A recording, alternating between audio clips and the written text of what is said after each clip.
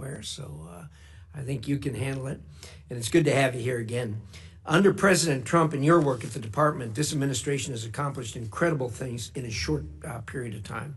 To name a few: a secure border, a ceasefire between India and Pakistan, continued pressure on both the Russians and the Ukrainians to end the war, and the return of American hostages from the clutches of Hamas.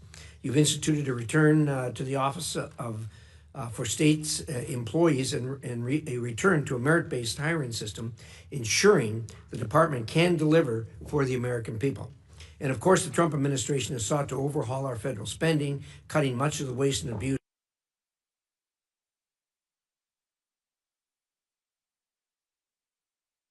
Main concentrations we have of the view is the fact that we're going upside down $1 trillion every 150 or so days. You've done all of these things while maintaining our strong presence abroad. This committee has worked hard in a bipartisan manner to approve 31 nominees for posts here and overseas to make sure you have the staff you need. And we continue to do so because you can't be everywhere at once, and the U.S. must have high-level representation on the world stage. This is important because we face threats from all across the globe. Actors from China to Russia, from North Korea to Iran, have united in an authoritarian axis bent on weakening the United States. I believe China is America's greatest long-term competitor. But the previous administration treated China like an ally we disagreed with rather than an aggressor that takes advantage of America and our allies at every level. The Chinese government is fundamentally different from the United States. Where America promotes free markets and innovation, the CCP clamps down on businesses and steals American intellectual property. Where we believe that every person has God-given rights, the Chinese government commits genocide against Uyghurs and other minorities in China and harasses dissidents here in America. We want to work with you to ensure you have the tools you need to counter Chinese influence, including through the Development Finance Corporation and the Millennial Challenge Corporation. To truly counter China, we need to catalyze private sector growth worldwide where we can. As you know, China is not the only threat. Over the last decade, particularly in the last 3 years, Putin's aggression has created the largest security crisis in Europe since the Second World War. President Trump is working diligently to help end this conflict. We need to keep pushing our European allies to increase cooperation on security. Some have already boosted their defense spending to 5%, but many still need to take stronger steps to confront the threats they face from Russia. In the Middle East, even after the president's successful trip, tensions remain high. Hezbollah remains a disruptor to reform in Lebanon. Baghdad must work to disarm Iranian-backed militias. Israel remains under constant threat from Hamas and Iran's other proxies. And we all hope Syria's government lives up to the opportunity you and the president have given the country with sanctions relief. Meanwhile, the maximum pressure campaign this administration is reinstating on Iran is very promising. We stand a real chance at bringing greater stability to the Middle East. I know you and the president will continue this important work. Finally, I greatly appreciate President Trump's efforts to address long-standing issues with our foreign military sales process. Rebuilding our defense industrial base is critical to America's long-term national security, and FMS reform can play a vital role in that effort. However, I should note that many of the problems that plague the FMS process are the result of less than desirable policies and practices at the Department of Defense. It is in our interest to expand our defense production capacity and deliver needed capabilities to our allies. This committee has always worked closely with the administration on foreign military sales, and I know this will continue under your leadership. Secretary Rubio, as you and President Trump remake the State Department, I hope you'll consider this committee a partner and closely collaborate with us. As you bring the department into the 21st century through thoughtful reforms, I hope to finally see implementation of my Secure Embassies Construction Counterterrorism Act and Mission in a Box Act. These laws will help build new embassies easier, faster, and more cost-effectively, consequently freeing our personnel to conduct diplomacy abroad that advances American interests while better positioning the U.S. government to outcompete adversaries like China. Everyone who sits or has sat on this dais, including you, cares deeply about America's standing in the world. I look forward to hearing your vision for the ongoing State Department reorganization and how it will protect our national security interests. Thank you again for coming today. Again, a warm welcome, Senator Shaheen. Thank you, Mr. Chairman. Secretary Rubio, welcome back. 4 months ago, you sat in that chair and you said that China is, quote, the most potent and dangerous near-peer adversary this nation has ever confronted. You called China an industrial competitor, an economic competitor, a geopolitical competitor, a scientific competitor. I believe you were right. And yet, this administration has eviscerated 6 decades of American foreign policy investments, undercutting our ability to compete with adversaries like China. And Beijing is not just sitting back. As Elon Musk took a chainsaw to USAID and you proposed cutting 83% of foreign assistance programs, China has promised increasing its diplomatic budget by 8.4%. As we move to reduce our diplomatic workforce and discuss closing U.S. embassies, China has more diplomatic missions than any other nation on earth. And as the U.S. canceled PEPFAR, our most successful program fighting HIV/AIDS, China has been happy to replace our global health efforts across Africa and Asia. As this administration distracts from serious national security issues with threats against Panama and Greenland, Xi Jinping has welcomed Brazil's president and other Latin American leaders pledging more than $9 billion in investments. And as the U.S. has shuttered Voice of America and Radio Free Asia and crippled the State Department's ability to counter foreign propaganda, China pours billions into propaganda, spreading lies and eroding trust in the U.S. As this administration imposes tariffs on our closest allies, China is courting them in Europe, in Asia, and in our own hemisphere. Beijing is making the case that they are, and the term they are using is frightening, they are a more reliable partner than the United States. And it's not just our allies. Xi is deep in ties with Putin, shielding the Russian economy from sanctions. Because of that, and because President Trump has given away our leverage, Putin doesn't feel pressure to agree to a ceasefire in Ukraine. And for all the administration's talk, for all Elon Musk's promises, according to reports, DOGE has not saved a dime. CBS News reports that the federal government has spent $200 billion more in its first 100 days than it did last year. And according to the Partnership for Public Service, DOGE's cuts might cost American taxpayers $135 billion this year. This is in addition to the costs to American families and businesses stemming from the president's trade war. I recently met with a New Hampshire company that provides ball bearings to the aerospace industry. They do a lot of their business with defense. Their lead time for steel has gone from 20 weeks to 2.5 years because of the tariffs on steel. We can't support our defense industry with a 2.5-year lead time on steel. According to the Yale Budget Lab, consumers face an overall tariff rate of 17.8%, which is the highest since 1934. That's $2,800 per household each year. And these tariffs amount to the largest tax increase during peacetime in U.S. history. 4 months ago, Mr. Secretary, you said we were going to be safer, stronger, and more prosperous. But whether it's President Trump's deals with the Sinaloa cartel to let cartel members into the United States, or watching masked agents abduct a Tufts college student, I don't feel safer. With Canadians canceling summer trips to New Hampshire and hurting our tourism industry, I don't feel more prosperous. And after traveling to Ukraine and visiting the graves of people who were massacred on the orders of a Russian president, this administration has bent over backwards to please, I don't feel more secure.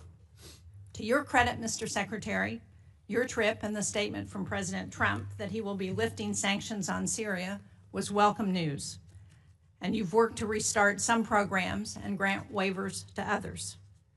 But contrary to what we've heard, life-saving health and humanitarian aid is still not flowing in any meaningful way. My staff was just in Africa. We have photos of the empty shelves and closed down clinics. We were promised a golden age for America. But instead, our disease surveillance programs are down, our counterterrorism programs are in chaos, the ceasefire in Gaza has ended and fighting has begun again, and we have unilaterally disarmed against some of our most dangerous adversaries. You know, one of the things that I'll never forget in the past 4 months is my trip to Ukraine, where we stopped in Poland, which has been one of the most pro-American countries in the world. But because of the cuts and the stop work orders, we met with one civil society leader who was working with Ukrainian refugees. And he said to me, to the Codel, "We always looked up to Americans. You are a trusted ally. My trust in America is broken." They were told to remove all the American flags with the halt on assistance to foreign assistance. Removing all the American flags is a sad commentary on the foreign assistance legacy for this administration. American flags coming down around the world. Thank you, Mr. Chairman. Well, thank you, Senator Shaheen. Secretary Rubio, there appears to be a modest disagreement in view of the condition today. It's your turn. Close the gap for us, please.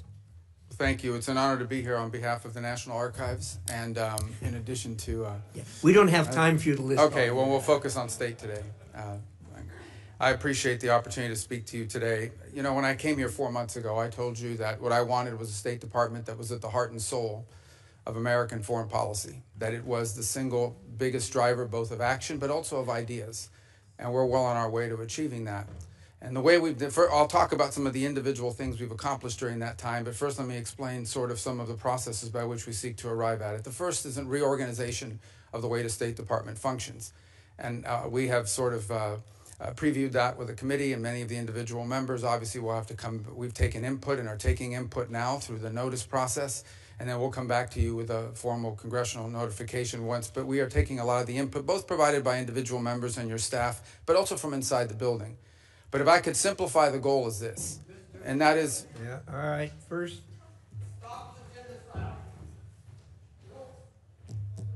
Carry on. The goal is to drive power and action in our agency to the regional bureaus and to our embassies on everything we do.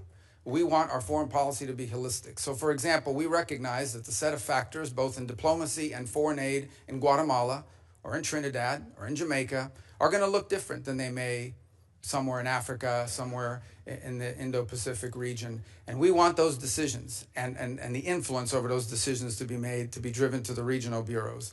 And so what we've done is we've taken a lot of the functional bureaus and functional processes and moved them under the purview of the regional bureaus and the career individuals that serve there, and ultimately down to the embassy. One of our first tests, Senator Shaheen, is going to be in Syria. We don't have an embassy in Syria. It's operating out of Turkey. But we need to help them. We want to help that government succeed, because the alternative is full-scale civil war and chaos, which would, of course, destabilize the entire region. And we are going to allow our people on the ground, both our embassy personnel at the Damascus embassy located in Turkey, and for the short period of time, at least or in the interim, our ambassador in Turkey, to work with local officials there to make determinations about what kind of aid they need. Is it humanitarian? Is it improving law enforcement or governance functions? We think it's going to be the first test of this new model, but I strongly believe that our decisions and the power to drive decisions and the decisions and the inputs that we're taking have to be driven in many cases from the bottom up, not from the top down, and focused on the fact that there is unique sets of factors in individual parts of the world that require different priorities and attention. And ultimately, foreign policy, mature foreign policy, requires a balancing of interests. That's just a fact. Okay, our human rights agenda is going to look different in certain parts of the world than it will in others. That doesn't mean that we as a people have abandoned it. That means that in a world where you need to conduct real foreign policy in a mature and structured way, there are ways you're going to have to balance all these.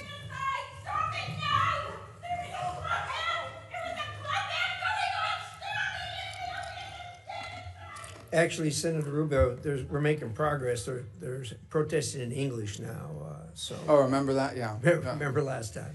So we have to understand, and that's why we think it's so important that our regional bureaus be at the core and at the heart of everything we do. And so we feel good about that part of it. By the same token, I think critical to this are some of the reforms we're trying to make to foreign aid. And I said when I appeared before this committee, everything we do has to make us stronger, safer, or more prosperous. So we've undertaken a review of our foreign aid. And the reality is that there are many of these programs, some are good programs. Some make all the sense in the world, and we wanted to pursue those programs. Go ahead. Some of these programs make all the sense in the world, but frankly, on the priority scale, perhaps other programs were more important. Others, frankly, made no sense at all.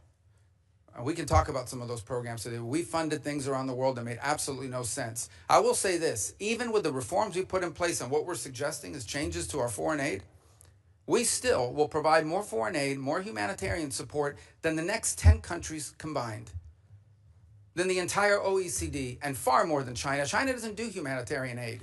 China does predatory lending. That's what Belt and Road Initiative is. That's what all of their aid. They have zero record of doing humanitarian aid in the world. And frankly, they don't know how to do it. They have no interest in doing it. What they're very good at is going into some country, making you a loan, and then holding that debt over your head. And that's what they continue doing. By the way, you have to hire a Chinese company to do it. So I don't agree with this assessment that there's no evidence whatsoever that China has either the capacity or the will to replace the U.S. in humanitarian assistance, in food deliveries, or in developmental assistance for that matter. We provide development assistance. They provide debt traps. And that's a point over and over again around the world that we've made, and we found receptive audiences to it. Now look, anytime you undertake reforms of this magnitude that needed to be made, you're going to have hiccups and you're also going to have controversy. But these reforms had to happen. At USAID, 12 cents of every dollar was reaching the recipient. That means that in order for us to get aid to somebody, we had to spend all this other money supporting this foreign aid industrial complex. We're going to find more efficient ways to deliver aid to people directly, and it's going to be directed by our regional bureaus, and it's going to sponsor programs that make a difference, and it's going to be part of a holistic approach to our foreign policy. And I look forward to engaging with this committee and the appropriators as well, and ensuring that we get to the right place on that.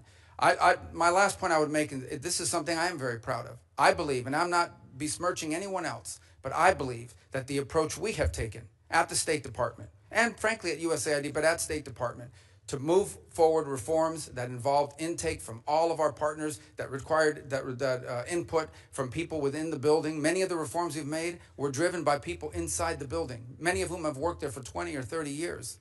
And now we are engaged with Congress, both in the House and Senate, in a comment period where we're taking many of your comments and are making changes to our organizational proposals that we look forward to bringing back to you with an official congressional notification. And even after that, there'll be an opportunity to move forward. But the State Department had to change. I'm telling you, it was no longer at the center of American foreign policy. It had often been replaced by the National Security Council or by some other agency of government, when in fact we have these highly talented people, many of whom have served in multiple posts around the world and have a holistic view of how foreign policy needs to be conducted, that were being edged out. Because you know what? When I get a decision memo early on at the State Department and they would hand me these memos, there were 40 boxes on this piece of paper. That means 40 people had to check off, yes, okay, before it even got to me. That's ridiculous. That takes too long. That's why people said, don't use State Department. They take too long and it's too cumbersome. And if any one of those little boxes didn't get checked, the memo didn't move up the chain. That can't continue. We can't move at that pace in this world. Events happen quickly, and we have to be able to move at the pace of relevance. And so I hope to work with you in a productive way to make that possible. You're not going to like all the changes, but I want you to know what the intent of the changes are. It is not to dismantle American foreign policy, and it is not to withdraw us from the world. Because I just hit 18 countries in 18 weeks. That doesn't sound like much of a withdrawal. And I see some of these foreign ministers, including individuals from Ukraine, more than I've seen my own children. And I talk to them at least 3 times a week. We are engaged in the world, but we're going to be engaged in a world that makes sense and that's smart. And that isn't about saving money. It is about ensuring that we are delivering to our people what they deserve, a foreign policy that makes America stronger, safer, and more prosperous. Thank you. Thank you, Senator Rubio. We're going to do a round of questions. We'll go 7 minutes since we have a secretary here. And I'm going to start. One of the things that you mentioned, and admittedly, what we're dealing with here is a large number of subjects. I want to focus on one that Senator Shaheen and I have worked together on, and that's the Syria matter. Thank you and the President for suspending or lifting the sanctions on Syria. I think the next step, and I think you agree with us that both Syria and Lebanon are opportunities for us. And we need to explore the opportunities with a careful eye on what's going on to make sure it stays on track. I think the next step, as far as I'm concerned, as far as moving Syria forward, is getting personnel on the ground there. And you and I talked about the possibility of opening the embassy. And I understand that this isn't a classified setting, but can you maybe describe for us the challenges of opening the embassy, why we haven't done it to this point, staying within the bounds of the Yeah, well, it's entirely driven by security concerns. By the way, it's not the transitional authorities. We don't think they would harm us, but there are other elements on the ground in Syria that we have to be able to protect our important people. point. And there are the ability, you don't just have to be able to get people in, you have to be able to get people out. We have all kinds of requirements that are there for a reason. If someone is hurt, do you have a medical evacuation plan? Can you secure a facility from an attack from an armed group, many of whom are still running loose in the country, unfortunately? It's one of the fundamental challenges the transitional authority is facing. On the broader point of Syria, I would say when Syria, if you look at the history of the region, when Syria is unstable, the region becomes unstable. And this has certainly been true after the Arab Spring led to the Assad rebellion against Assad, and that really destabilized the entire region. And then it turned Syria, frankly, into a playground for jihadist groups, including ISIS and others that used it to operate and to destabilize their partners. So you have this change in December. In my view, which I've discussed with many of you individually, is the bad news is that the transitional authority figures, they didn't pass their background check with the FBI, okay? They've got a tough history and one that we understand. But on the flip side of it is, if we engage them, it may work out, it may not work out. If we did not engage them, it was guaranteed to not work out. In fact, it is our assessment that, frankly, the transitional authority, given the challenges they're facing, are maybe weeks, not many months, away from potential collapse and a full-scale civil war of epic proportions, basically the country splitting up. The good news is that there is a Syrian national identity. It is one of the places in the Middle East where Alawis and Druze and Christians and Sunni and Shia have lived and Kurds have lived alongside each other underneath the banner of a Syrian identity until it was broken by a butcher, Assad, who pitted them against each other. So they face a number of challenges. The first is they are dealing with deep internal distrust in that country because Assad deliberately pitted these groups against each other. He claimed to be the protector of the Alawis and the Christians and pitted them against the Druze or whoever else he wanted to, and the result is a deep level of distrust. The second is the displacement, upwards of 6, 7, 8 million Syrians living abroad, very successful, by the way, in the countries they go to. But we need to figure out how we can enable the transitional authority to create an environment where they come back home, where they can come back to their homes, where they can help rebuild their economy. But what prompted the president to move quickly on sanctions? Because we had a plan. We engaged with the foreign minister at the UN here in New York. We gave him a visa to come into the country. We allowed their finance minister to come to World Bank meetings here in Washington, D.C. The next step was I was going to meet with the foreign minister, and some of you may have met with him already at Munich, but I was going to meet with him in Turkey at the NATO gathering. But the president had an opportunity to meet with al-Shara, and frankly, he made a bold decision. I'll do it. I'll meet with them under the Saudis and the Turks that encourage that. And the rationale and the reason is we need to, right now, the most important thing is that partnering nations, the nations in the region want to get aid in, want to start helping them, and they can't because they're afraid of our sanctions. So they don't. The lifting of the sanctions, its most immediate impact will be to allow neighboring countries to begin to assist the transitional authority to build governance mechanisms that allow them to actually establish a government, unify the armed forces under one banner and the like. But I want to be frank, that won't be enough. With the Caesar Act, we can issue waivers, but these waivers, because of expirations on them, are not going to attract the kind of foreign investment. Ultimately, there's going to have to be something done congressionally or more comprehensively to ensure that if the right steps are taken, we can create an environment for private sector growth that begins to provide economic opportunity to the people of Syria. But one last point I would make is the outcome in Syria will have a deep impact on what happens inside of Lebanon, because Lebanon too has been hurt by a combination of clashes at the border, but also they've had to assume responsibility for some of these Syrian refugees. We believe that, by the way. So the combination, if you think about a region, let's say 2 years from now, where Syria and Lebanon are stable, that opens up incredible opportunities around the region for all kinds of peace and security and the end of conflicts and wars. Obviously, this is a big task. It's big picture thinking, but it's a historic opportunity and one that we are obligated to try to explore and see if we can make it work. Thank you. I appreciate that, and I think we're in full agreement with this, and it is a conundrum as far as the sanctions are concerned. We've got the 6 month, but as you say, the future. It's hard to predict the future since it hasn't happened yet, as Yogi Berra used to say. And there are real issues and risks in the future. We can take it a step at a time. You issued a visa to the foreign minister. Senator Shaheen and I met with the foreign minister in Munich. You issued him a visa to come to New York, which was important to meet with other heads of state. Do you have the ability to do that for the president also? Sure. I mean, we could, and there may be an opportunity to do that come the General Assembly of the United Nations. Yeah, probably will be, and I think that's important. Let me, we do hear a lot of complaining and renting of garments over cuts here and there on our foreign assistance, but the number you laid out is absolutely stunning. That the United States contributes more to foreign aid than the next 10 countries put together. I mean, that's an absolutely stunning number. So I guess what you're telling us, before we feel too guilty about it, that we need to look around and compliment ourselves for what we are actually doing and have been doing for a long time. Fair statement? Yeah, there's no doubt. And we want to do it in a smarter, more targeted way. Yeah. Lastly, let me give you a minute on PEPFAR. People talk a lot about the cutting in PEPFAR. And I think virtually everyone here supports PEPFAR. But you've done some things to it to make it better. Can you give us a short dissertation on that? Very short, please. 85% of PEPFAR is functional right now. I know there was some hiccups on the payment systems, not the waivers, the payment systems, because it goes to Treasury. Treasury has to push the money out. And there were some hiccups, which I acknowledged in conversations with many of you, but we have fixed that program and the money's flowing. So 85% of PEPFAR is functioning and is operating.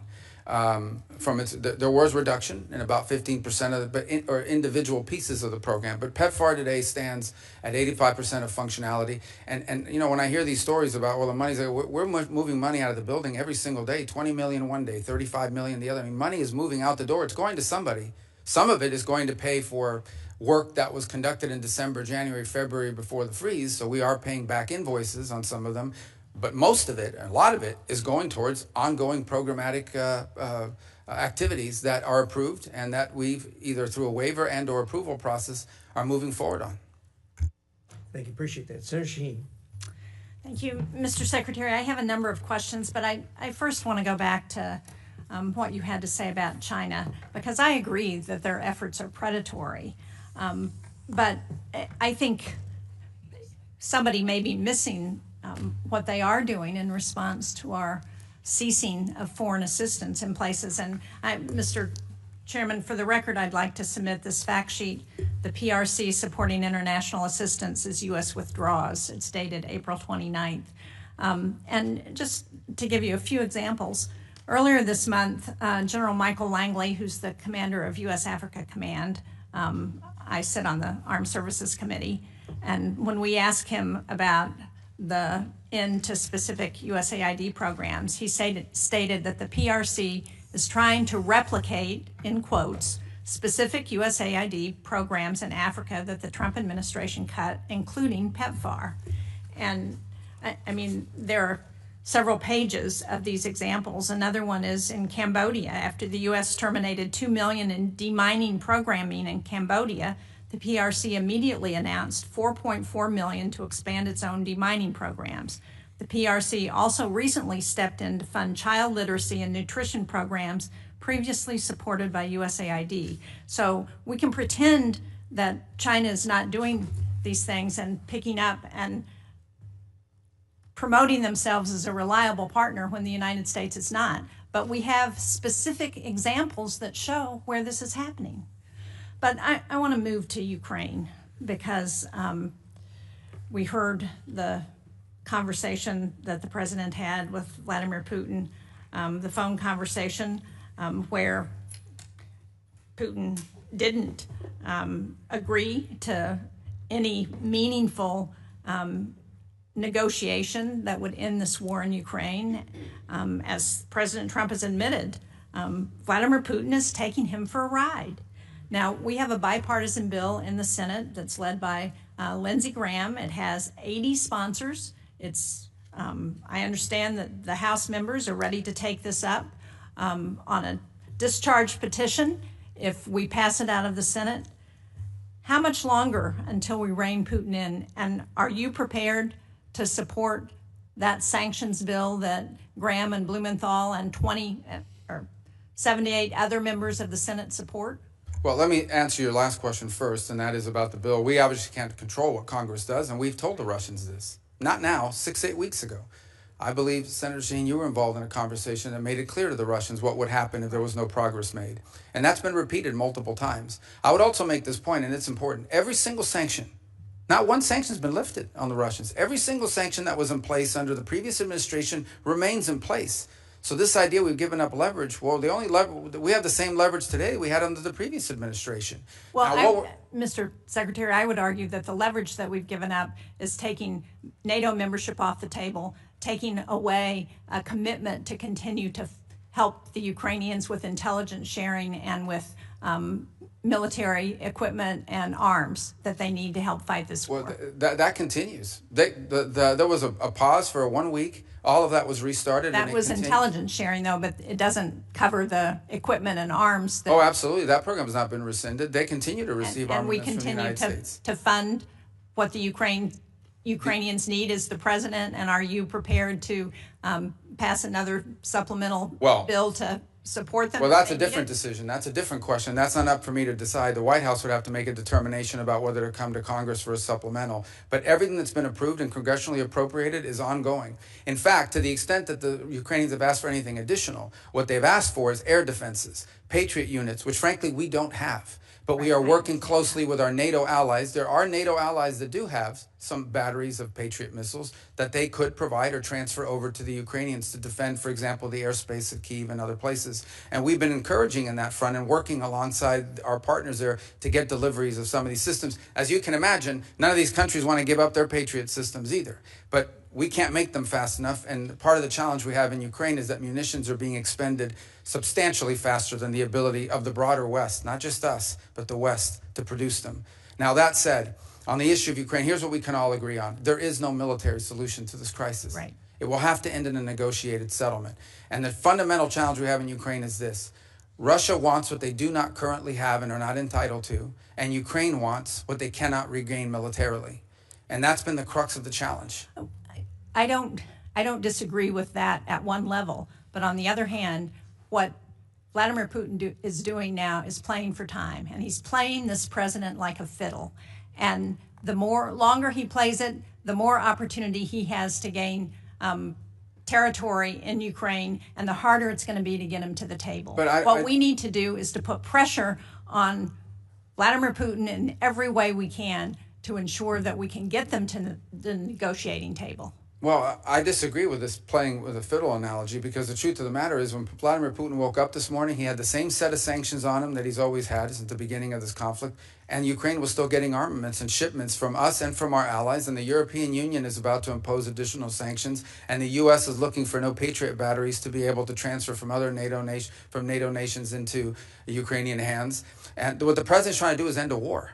He's trying to end a bloody, costly war that neither side can win, and people are dying every single day. But this notion that what has Putin gained throughout this? He hasn't gotten a single concession. He hasn't gotten a single sanction lifted. And the more time he gets without additional pressure on Russia, the more incentive he's got to continue to gain territory and continue to play for time. But I want to just get to a final question because my time is running out. And that is, I recently wrote a letter to you about the issuance of executive orders on thousands of Afghan allies. These are people who fought alongside our military during the war in Afghanistan. They've been stranded in Qatar and Albania and Pakistan and Afghanistan. These are individuals who have been vetted already. They're ready to travel to the United States. And the question I have is this administration going to allow them to come to the United States as it promised? Because unless we're willing to keep our commitments to those people who were willing to fight and die alongside of us, then how can we ever ask people to do that again? Yeah, a couple points. Some of those are I think the issues that's getting mixed up here is whether we are going to pay for them to fly to the United States once a visa is issued, or whether they have to find their own transportation to the U.S. So there's two separate topics: our payment to move people forward, but also the issuance of the visas. And when that is still going through an internal review as to who is going to be allowed in, there's been a review of the vetting process that's been used. Frankly, there have been some errors found in the previous vetting process that we're concerned about. And I'm separating out from that audience people who we have closely vetted because we've been working alongside them for many years with regards to their service alongside our intelligence forces or special operators on the ground from the broader. Remember, they're also bringing dependents with them. And so there were some concerns early on about freezing or slowing down this program until we could determine whether we were properly vetting people to come towards the United States. And that process is ongoing, and I think we'll have more concrete answers for you, which I know is not satisfactory at this moment, but we've obviously had a lot going on. But this is something that we've heard a lot from both our DoD partners and others in the intelligence community, and we're working to make progress on that. I'm out of time, but just to clarify, on last week, Secretary Noem announced that temporary protected status, which I understand is not exactly the same, but for over 8,000 Afghans would end on July 12th. Many of those people are people, again, who fought and died alongside of our men and women in the military. And for us to send them back to sure death at the hands of the Taliban is just not what they were promised when they agreed to fight with us. Thank you, Mr. Chairman. Thank you, Senator Shaheen. Senator Ricketts. Thank you, Mr. Chairman. Secretary Rubio, welcome. The United States is at its most dangerous time in our history since World War II. And we know, we can see what Russia's done in Europe.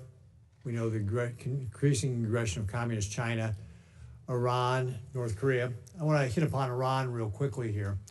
As you know, this is a theocracy that's got brutal mullahs and a corrupt military. They chant death to America, death to Israel. You've had 4 rounds of negotiations with them so far, and I think you framed it best when you said earlier this month they have to walk away from sponsoring terrorists, they have to walk away from helping Houthis, they have to walk away from building long-range missiles that have no purpose to exist other than having nuclear weapons, and they have to walk away from enrichment. That was your quote earlier. And that enrichment is particularly important, as you've stated, and Steve Witkoff reemphasized over the weekend, the ability to enrich at 3.67%. For a civilian program, it only takes a few weeks to get to 90% for a military-grade weapon. Now, what I'd like you to just talk about real briefly is, what are you thinking about when you say they've got to get rid of their nuclear program, they've got to have complete disarmament? Is it still the policy that they cannot be allowed to enrich at all in Iran?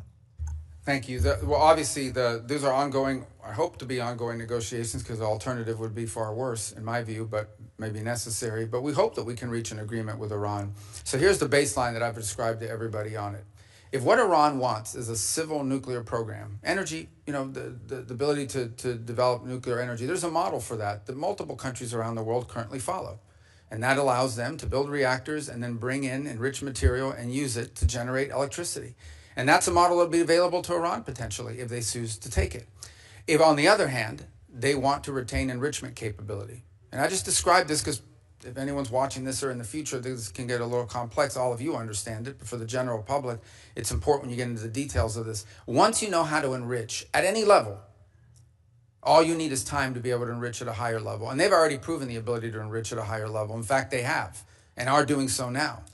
In fact, their legislative branch passed a law requiring them to break JCPOA and enrich way beyond, almost well beyond 60%. So you're absolutely right. About 90% of the work of enrichment is getting to that 3.67 level. After that, the rest of it is just a matter of time, not to mention what the gap is from the 20% for medical isotopes, which is the other thing they insist upon. So the Iranian position is that they don't just want energy. They claim that enrichment is a matter of national pride. It is our view that they want enrichment as a deterrent. They believe that it makes them a threshold nuclear power and as a result becomes untouchable. And that is the crux of the situation we're facing right now. And there are other actors, and I won't go much deeper into it, but there are other nation states in the region that are also range from uncomfortable all the way to view as an existential threat the belief that Iran could ever be in a position of maintaining its enrichment capability in the long term that could quickly be weaponized. So that is the basis upon which we are negotiating with the Iranians. Our hope is that we can encourage them to show them a path towards prosperity and peace that allow them to develop their economy, that allow them, if they want, to have a civil nuclear energy program like other countries around the world have without enrichment. And it's our hope we can encourage them in that direction. The president has been very clear, and I won't elaborate any further, that they are never going to get a nuclear weapon. That is not going to happen. But I much prefer, and I would venture to guess all of you would much prefer, if we could reach an arrangement where they agree to this off-ramp, to this pathway towards prosperity and peace, as opposed to the road they have been on for the last 20 years. And it will not be easy, but that's the process we're engaged in now. Right, thanks. So let's go to Communist China, because they're the greatest existential threat that we face as a nation.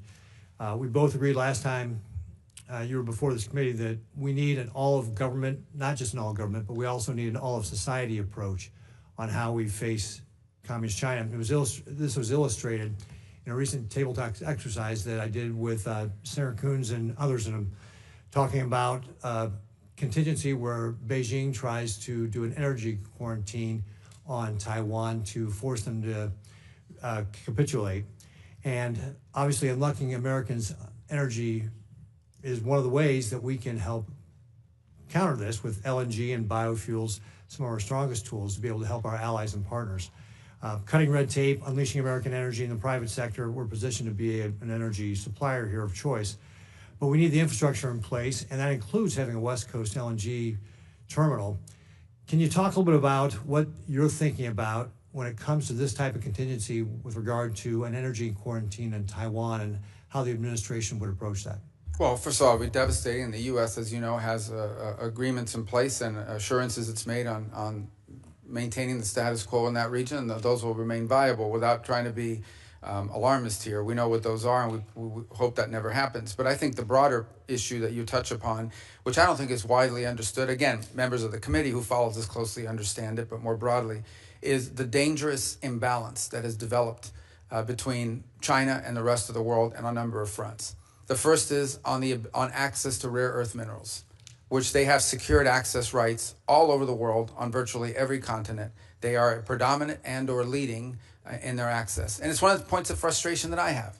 You go to a country and you see how much money we've given in humanitarian aid, but when it comes to rare earth mineral rights and exploited, rights to natural resources, it's all on the Chinese side. So where's the connection between the aid we give to help countries survive and the fact that the Chinese are going in and somehow from these governments, bribery or otherwise, getting a hold of all these rare earth minerals and leases and contracts all over the place, not just in Africa, in Latin America, all over the place.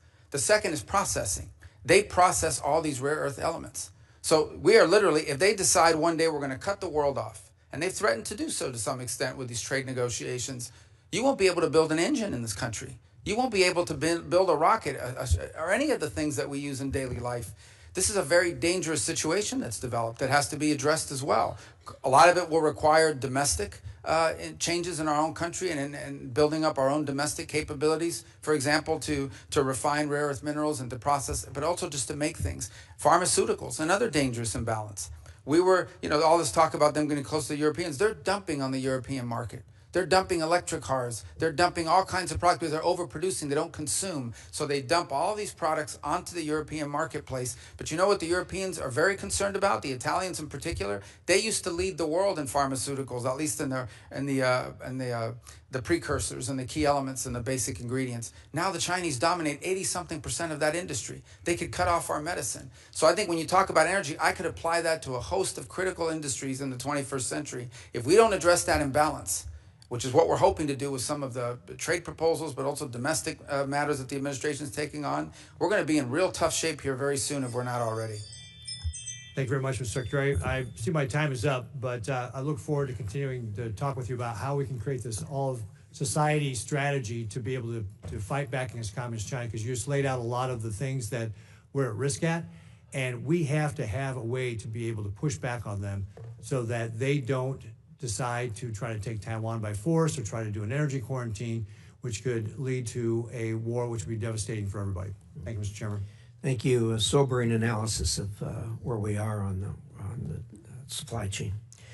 Senator Coons. Thank you, Mr. Chairman, Ranking Member. Thank you, Secretary Rubio. Look forward to 2 sessions together today. This afternoon, you'll be in front of the Appropriations Subcommittee. And I think there's going to be some themes across both of these. First, I think we all agree that China poses our single greatest geopolitical threat and that we have no choice but to deter China across the board and to outcompete China. Senator Ricketts and I just traveled to the Philippines and Taiwan and saw directly the challenges that we face there and regionally. And you've recently had some significant successes, the DRC, Rwanda, peace transition, the avoidance of escalation in India and Pakistan, the opening towards Syria. But I also frankly think that there's been a real lack of coordination and some serious harm to our standing in the world with some of the countries that we have worked most closely with over decades. The DOGE-driven, abrupt and largely illegal cancellation of billions of dollars of contracts for humanitarian relief and aid, and the disrespect and the dismissal of thousands of AID staff and our NGO partners stands in sharp contrast to the state reorganization process you just presented on in your following. You've submitted plans and proposals. We're having a conversation. You're going to send a congressional notification. We're going to have a hearing. That's the way that the reforming of USAID could have and should have happened. And so I just at the outset had to say, as someone who spent 15 years traveling the world, visiting both our partners and allies, looking at independent or semi-independent agencies like the MCC and the DFC and their role, and visiting NGO partners and the USAID, I reject the broad characterization of them by Elon Musk and DOGE as criminals who were wasting taxpayer money. You've heard across all of us support for PEPFAR, concern about humanitarian relief, and the vision that this is a key strategic asset for us. It's my hope that we'll work together to actually make real a more effective, focused, and sustainable foreign aid component to what STAID does, and sustaining organizations that we help build together, like the MCC, the DFC, and the Global Fragility Act. So let me turn to this for a moment. My colleague, Senator Shaheen, made reference to places in the world where the CCP and the PRC have stepped forward. I agree, they're never going to deliver humanitarian aid the way we used to, and with the breadth, depth, and effectiveness that we have. But I also think they're taking advantage of the opening to say that we're not reliable, that our decades-long partnerships can't be sustained and extended, and to question our motivations. So I think we need to step out quickly to avoid creating a big hole in our credibility globally. Let me just start on a few questions with Ukraine. The previous administration worked closely with our partners and allies in Europe on sanctions to tighten them, to close loopholes, to extend designations. Are you continuing to do that? Work with our allies?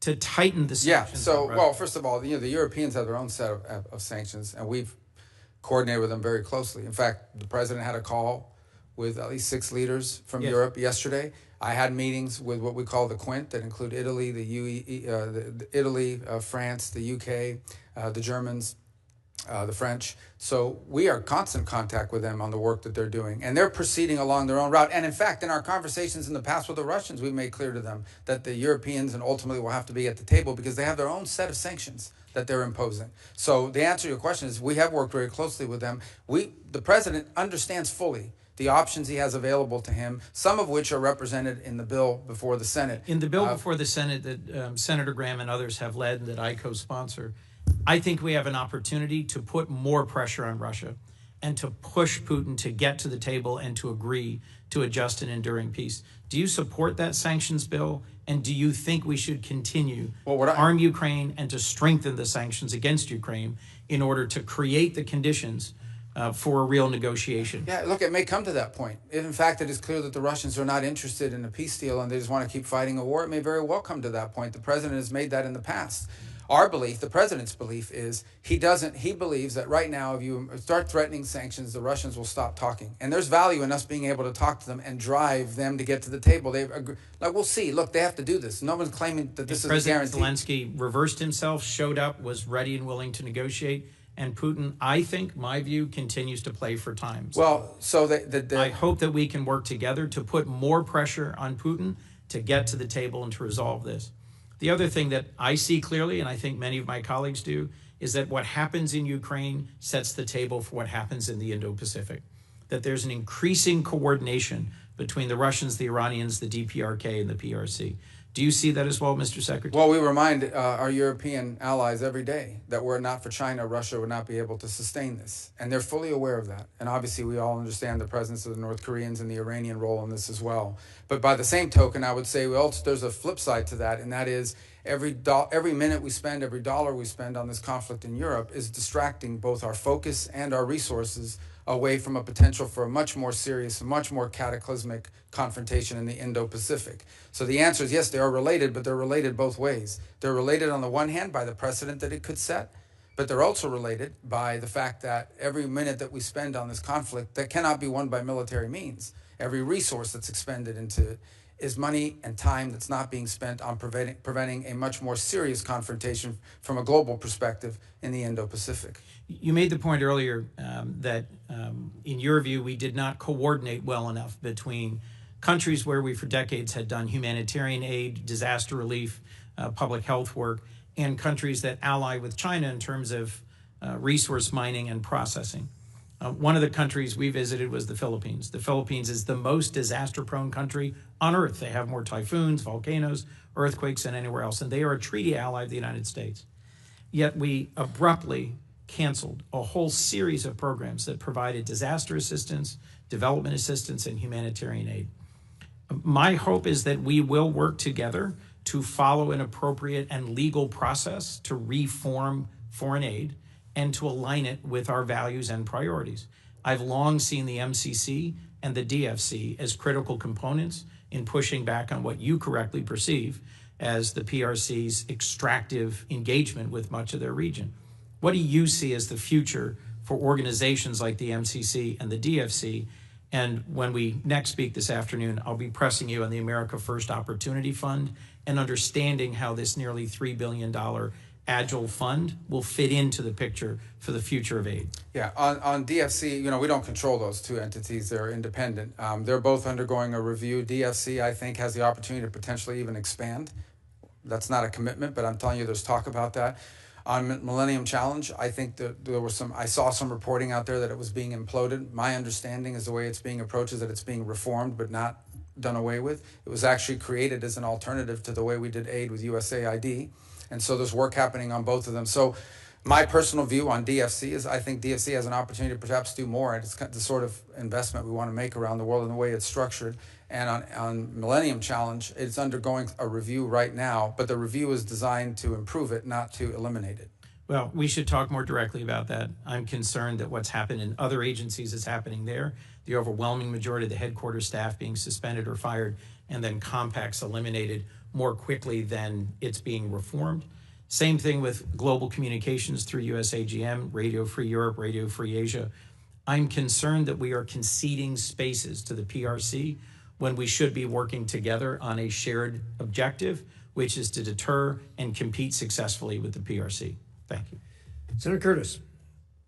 Thank you, Mr. Chairman. Mr. Secretary, as you talked about visiting 18 countries and not being with your kids, I had a pain of guilt with you being here today, but thank you for making this a priority and being with us today.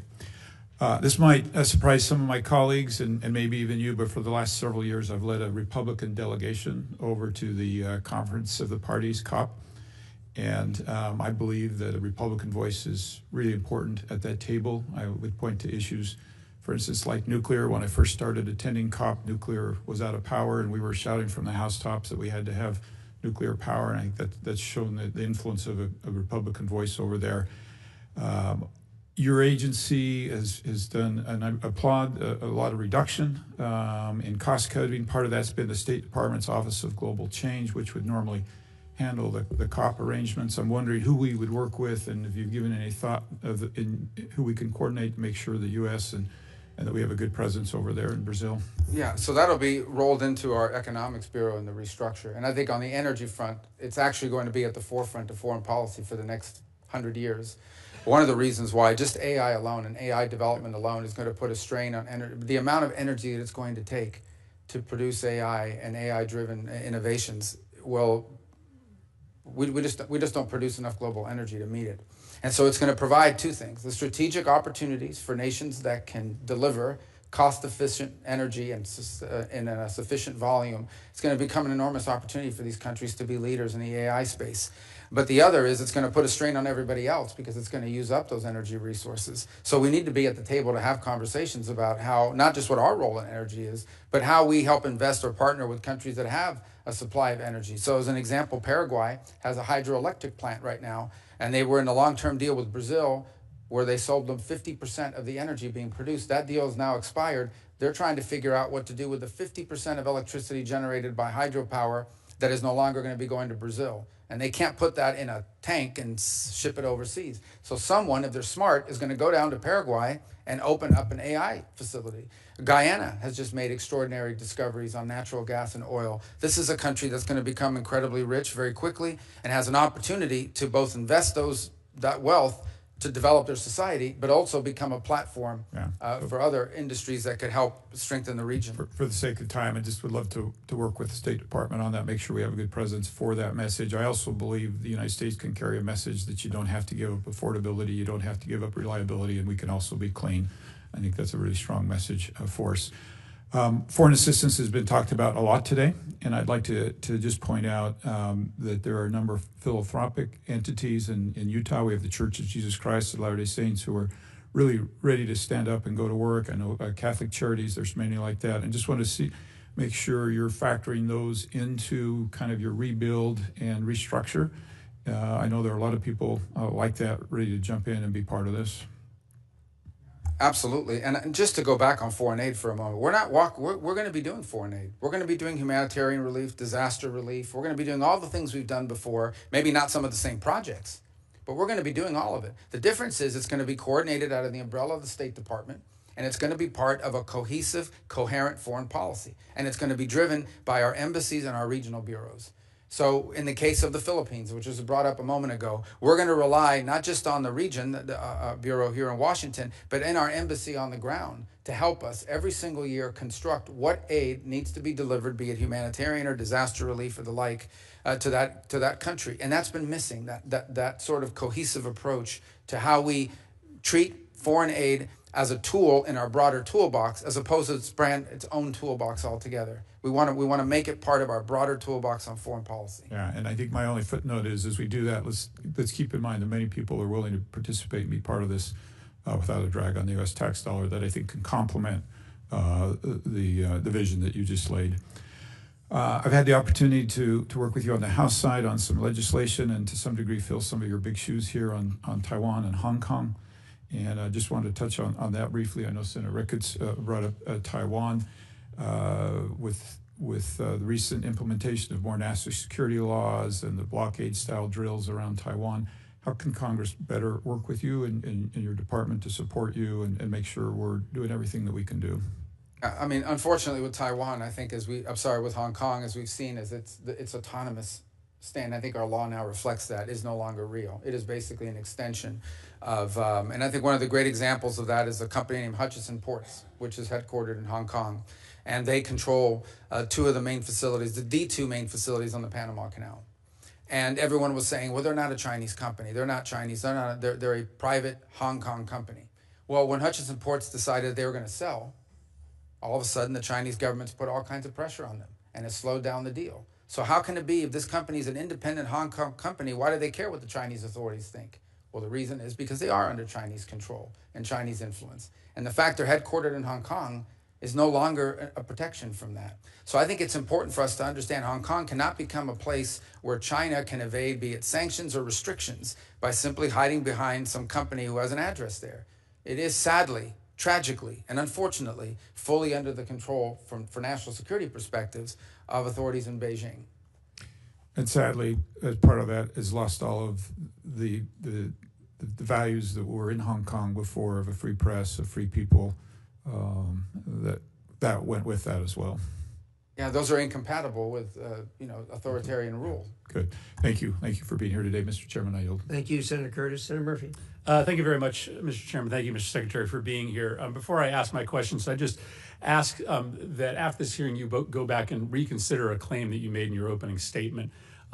It would certainly shock Americans to hear that only 12% of our foreign aid reaches recipients, needy recipients on the ground, the people who need the help. That is not actually an accurate number. That is the amount of our aid that goes directly to local groups on the ground. But as you know, most of our aid runs through bigger international organizations like Save the Children. Those entities are getting somewhere around 80–85% of the aid we give them directly to recipients on the ground. And so I think what you've done to shutter USAID is illegal, but I also think it's bad policy. And I do think it's important for us to all be operating with the same set of facts. And the fact is not that only 12% of taxpayer dollars are ending up in the hands of the people who really need it on the ground. Mr. Secretary, I wanted to talk to you about the president's personal business interests.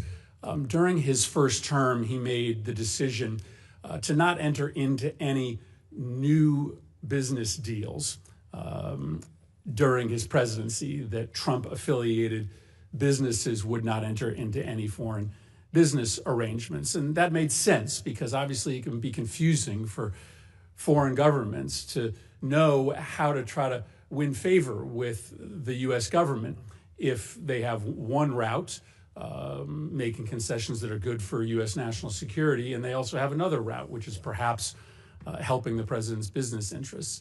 The president obviously changed that policy, and in this administration, his business interests are announcing new agreements and new investments into those business interests by foreign governments. And I think it stands to reason that creates a real problem for foreign policy, and it creates a problem for foreign governments in which they don't exactly know what the best way is to try to get on good terms with the U.S. government and with the White House. Is it to do what's right for American national security, or might it also be to do a business deal with the President of the United States or the entities that he controls? Just to clarify, when the President's businesses are engaged in negotiations, for instance, with the UAE on their stablecoin business, there was this big investment announced recently.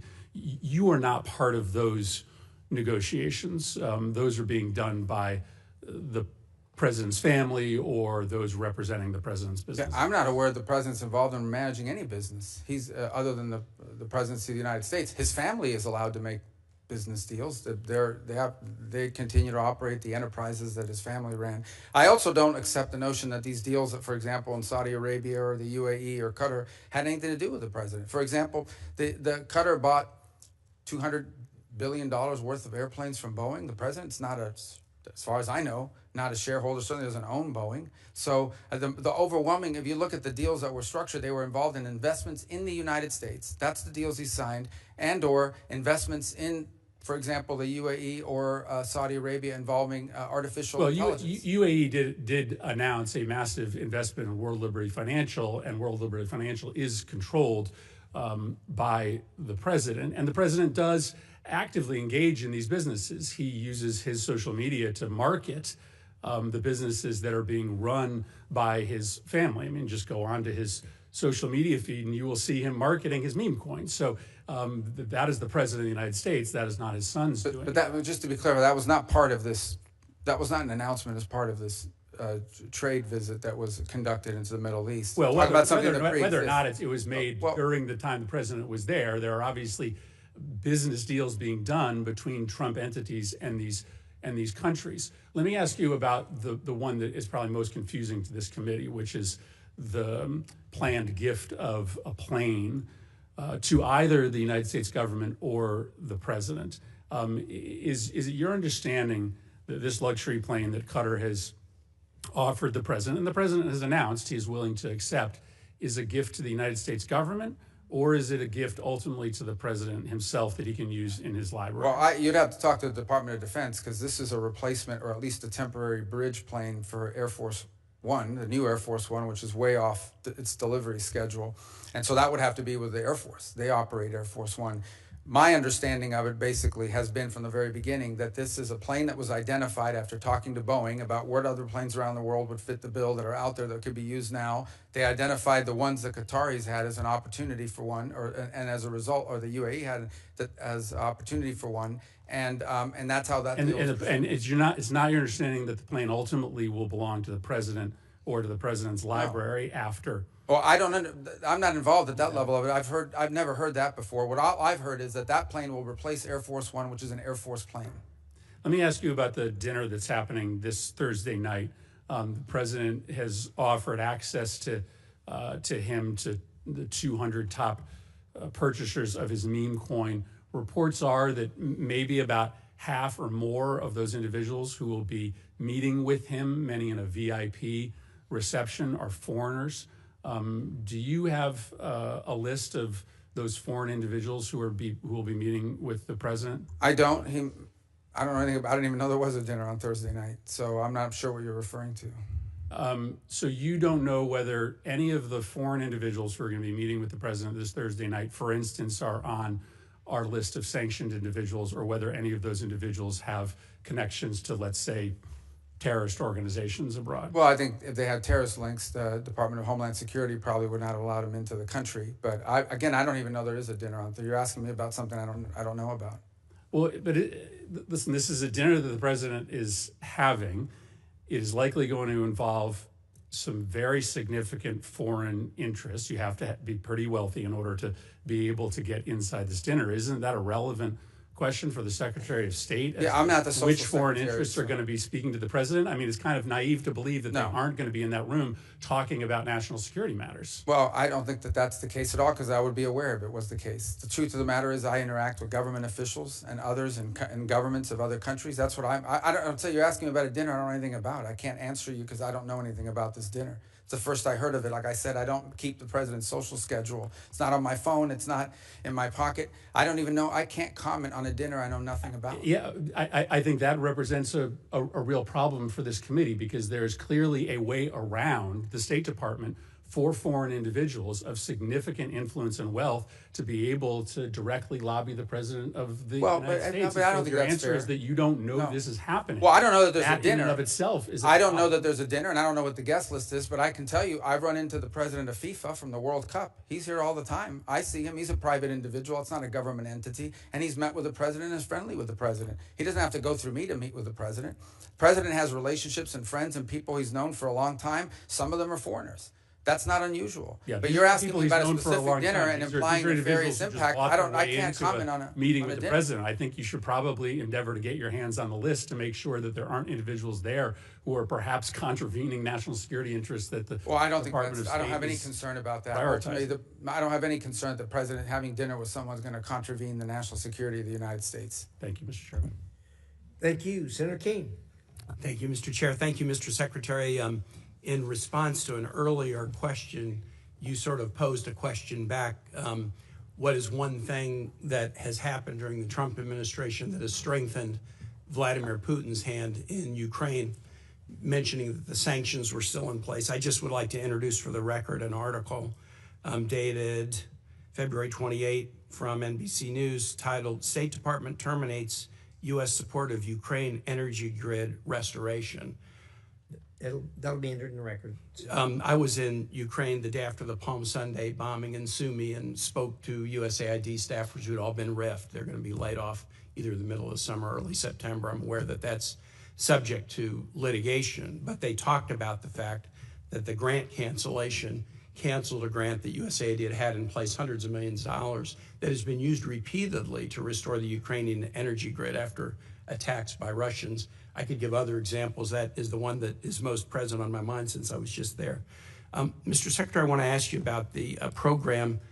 It's the United States Refugee Assistance Program. And this is a program that state is the manager of, but together with other cabinet secretariats, DHS and HHS. state plays the lead management role, and it is how to manage the U.S. refugee assistance programs in tandem with contractors who help the United States on that. By an executive order on the first day of his presidency, President Trump paused all refugee programs and has canceled contracts to the agencies like the U.S. Catholic Church or Lutheran Refugee Services or HIAS or Church World Services who've been resettling refugees. Those programs are paused. There's litigation about it, but as far as I know, the United States is not, or the administration has not withdrawn the executive order. So there's essentially from this administration no refugee programs for anyone except. In early February, the president announced a special refugee program for Afrikaner farmers, justified A, by some concerns about South African foreign policy, but B, a claim that these were persecuted individuals.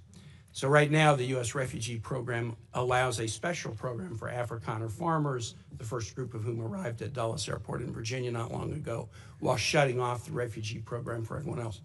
Do you think Afrikaner farmers are the most persecuted group in the world?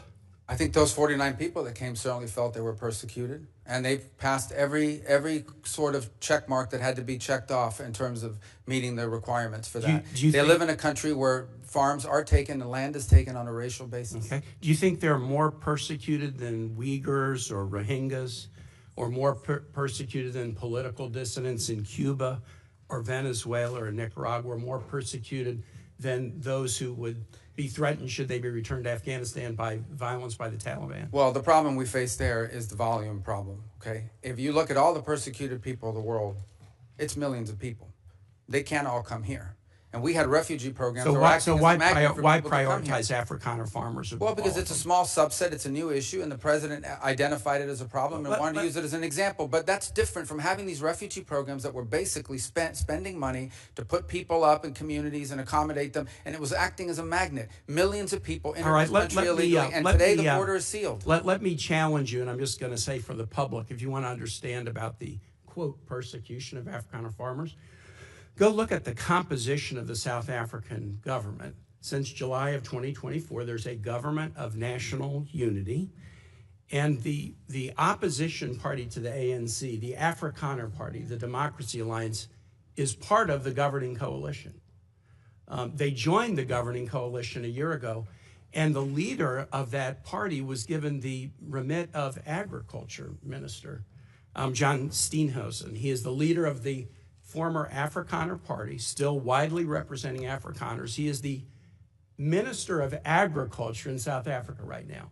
I assert that this claim that there's persecution of Afrikaner farmers is completely specious. Are you aware ever during the apartheid era in South Africa did the United States establish a special program to allow South African blacks who were treated as second-class citizens in the apartheid program a special program so they could claim refugee status in the United States? No, because I was probably in 9th grade or 8th grade at the time. Well, then I don't expect you to know. I'll just tell you, never has there been a special program for Africans to come in as refugees to the United States. We've allowed special programs for people being persecuted for their religion, Soviet-era Jews. We've allowed special programs for people fleeing from communism, Cuba, Vietnam, the Soviet Union. We've never allowed a special program to allow Africans into the United States in an expedited refugee status until now. Afrikaner farmers living in a nation governed by a government of national unity that includes the main Afrikaner Party. And actually, and even now, would you agree with me, Mr. Secretary, that if we're interpreting the statutory phrase, a well-justified fear of persecution, we should try to do that in an even-handed way? I think we should try to do that in the interest of the national security of the United States. So okay, I agree with you too. We should.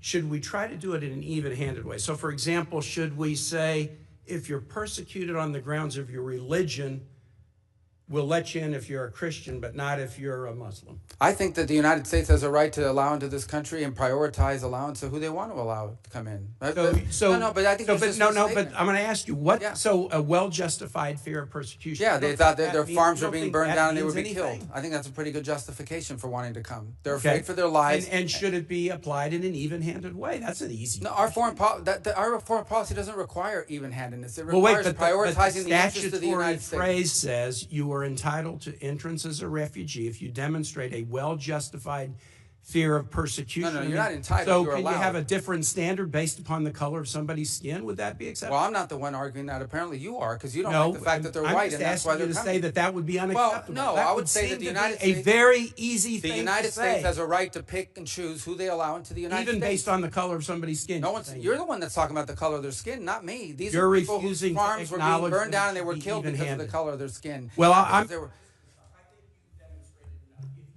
Well, you've demonstrated enough because you think anyone should be allowed into this country for any reason because they met a certain who criteria. has said that? We are going to prioritize people that come into our country on the basis of what's in the interest of this country. That's a small number of people that are coming. But in you that said particular case. this weekend that But there in would other be more. cases, it's harder to vet. In other cases, it's more difficult. And by the way, the United States admits people every year. 1 million people come to this country every year legally. 1 million And people now a year come to this there country is one legally. group No of other people country that in the have world an is nearly as easy generous. pass into this country. For the first time, this administration has said Afrikaners get an easy pass and refugee programs for the remainder of the world are shut off. And you can't say to the American public that we should apply this statute in an even-handed way. No, I I'm think it should shocked be at that, applied in a and I way. yield No, you back. shouldn't be shocked. It should be applied in the national interest of the United States. Our immigration policy should be based on the national interest of the United States. Period. End of story. If there is a subset of people that are easier to vet, who we have a better understanding of who they are and what they're going to do when they come here, they're going to receive preference, no doubt about it. There are a lot of sad stories around the world. Millions and millions of people around the world. It's heartbreaking. We cannot assume millions and millions of people around the world. No country can.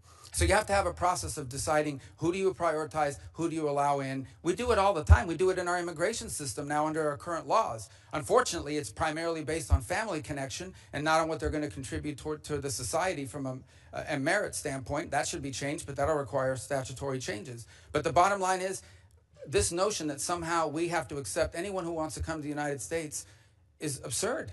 No country in the world has an immigration policy like that. And no one is arguing that we should. I yield back, Mr. Chair. Thank you very much. Senator Daines. Secretary Rubio, it's great to see you here today. Very proud of what you're doing in your role. Grateful to call you a friend and to watch what you're doing now around the world with working on the president's agenda. Secretary Rubio, I want to talk about energy for a moment. Our allies in Europe are waking up to the security and economic threats posed by their reliance on Russian energy.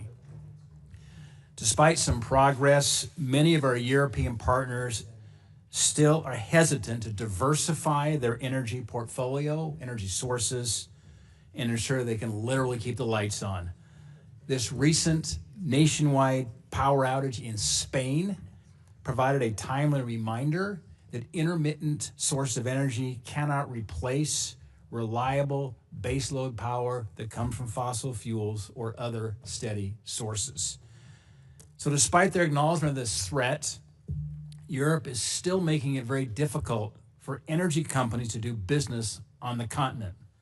In fact, the European Commission promulgated regulations in the last year regarding ESG due diligence and methane emissions that will soon make it all but impossible due to these reporting requirements for major gas exporters to do business in Europe. Secretary Rubio, how can you work with our partners in Europe to build a more reasonable, broader, more diverse energy trade and regulatory framework that allows companies to deliver power that Europe so badly needs? Well, obviously, when you talk about the European Union and these individual countries, they have a degree of sovereignty. They'll have to make these decisions. We can certainly, in our conversations with them, remind them of the vulnerability of their energy grid. It is, I think, everyone's consensus belief that one of the factors that went into Vladimir Putin's decision to invade Ukraine is his belief that Europe was so dependent on him for energy that they would do nothing about it if he did it. And that turned out to be the case. Now you've seen some countries moving faster than others to diversify. For example, I believe on Saturday was the first delivery of U.S. LNG to Italy. They've opened up a terminal now to accept it. There are other countries that are looking, but obviously these things take time. But I think the case in point, if in fact that's what led to the collapse of the grid, and there was, by the way, a collapse today in their telecom system as well in Spain, is a reminder of the vulnerability of energy, the vulnerability for purposes of just conducting 21st century commerce and economics, but also vulnerability potentially to being used as a geopolitical weapon against you. So I sense that among many of our allies in Europe, particularly those on the eastern flank, there is a growing, and I would say not just awareness, but a growing fear of how vulnerable they are on energy, both to foreign actors and because of the strains that are going to be placed by AI and other new technologies on our energy grid in the years to come. Secretary Rubio, I want to shift gears for a moment and come back to a part of the world that doesn't get a lot of attention, but very strategically important, that's Central Asia. Think about Central Asia, the 5 countries, Kazakhstan, Kyrgyzstan, Uzbekistan, Turkmenistan, Tajikistan. When they wake up in the morning, they look north, they see Russia. They look to the east, they see China. They look south to Afghanistan. They look south and west to Iran. There is great potential that I don't believe is being utilized. An example of that is the lack of a trans-Caspian pipeline. You've got these 5 Central Asian countries, the Caspian Sea. 20 miles is all that's needed right now for an interconnector to basically connect Turkmenistan into Azerbaijan and then into the network pipe, the gas line pipeline, certainly throughout Europe. It's just 20 miles for that interconnector. Turkmenistan has the 5th largest reserves of natural gas in the world. Huge potential, and obviously with their neighbors of China and Russia and Iran, getting that gas out is a challenge, but there's a path forward through the Caspian Sea. Mr. Secretary, do you believe that completing that 20-mile Caspian interconnector would be in the best interest of the United States and our allies? I think the answer is yes. That's what you're saying. I mean, it sounds to me that way from what you've described. I can't say I'm an expert on those 20 miles, but I could certainly see from your argument, the way you put it forward, that it makes all the sense in the world. And it reminds me, once again, of why we want so much of our foreign policy to be driven at the regional and embassy level. Those are exactly the kinds of opportunities that in a different context, where how we were conducting energy policy would be lost, those are exactly the kind of opportunities that would be driven from the bottom up. Ideally, we would have embassies and we would have individuals in the bureaus that would identify these operations, and within that bureau be able to operationalize it by conducting energy diplomacy. Potentially, are there American companies or allied companies? I apologize. Are there American companies or allied companies that can contribute to that effort? That can help us to fill that gap and provide the contracting work needed. Yeah, you know, and Secretary, what's fascinating is when you engage those countries. And I was the first U.S. Senator to be in Turkmenistan and Tajikistan in 13 years when I went over there last November. As you can see, energy is a very emotional thing to me. It is, Mark. I get choked up too thinking about it. But they talk about multi-vector diplomacy over there because you've got the Russians and the Chinese who are actively engaged right now, and I think there's a bit of a vacuum as relates to the United States, and we can help fill that vacuum because they want to work with us. They were thrilled with this election in November. I spoke with every one of the Central Asian presidents, each one of them, one-on-one meetings. They were very pleased to see the outcome in November, and now they're ready to move forward here with a close relation to the United States. And I think Azerbaijan and that interconnector could be, as they say, that is the cork on the wine bottle of Central Asia that could actually unleash some of this energy and move it towards allies and friends of the United States instead of being dependent on Russia and China. By the way, they've been a very valuable ally in the global war on terror, as well as a counterterrorism mission here as well. I would just throw out in terms of your radar, because you've got a lot on your plate right now, Mr. Secretary, but I think we could encourage the modernization of trade relations in that part of the world where there's, frankly, a lot of great power competition going on. But anyway, Mr. Secretary, it's good to see you up here. Godspeed, and thanks for all you're doing for our country. Thank you. Thank you. Thank you, Senator. Senator Merkley. Thank you very much, Mr. Chair, and greetings, Secretary Rubio. And it's a pleasure to work with you when you were in your Senate capacity on a number of human rights issues related to China, Taiwan, Tibet, Hong Kong, and certainly the Uyghur Forced Labor Prevention Act, which I think is a standard and a strategy I hope will spread to other countries to reject goods made by slave labor in China. Today, however, I want to wrestle a bit with another what I consider to be a humanitarian tragedy, the conditions in Gaza. I very much supported Israel going after Hamas following October 7th, but we are now well over a year and a half into this, and there's a new phase of events, which I'll try to summarize. 6 months ago, Finance Minister Smotrich said Israel should thin the population through voluntary migration. He also used the term encouraged migration. These terms are considered a euphemism for forced displacement. And the strategies of forced migration are food denial, the demolition of homes so that there's no place to return to, and driving people from one area in the Gaza Strip south to the southern side. Then there is a new plan called Operation Gideon's Chariot, mass call-up of troops in Israel. And Netanyahu said a few days ago, he said, we're going to take over all the areas of the Gaza Strip. By the way, on that forced displacement or the demolition of homes, I want to put up a chart to accentuate the point.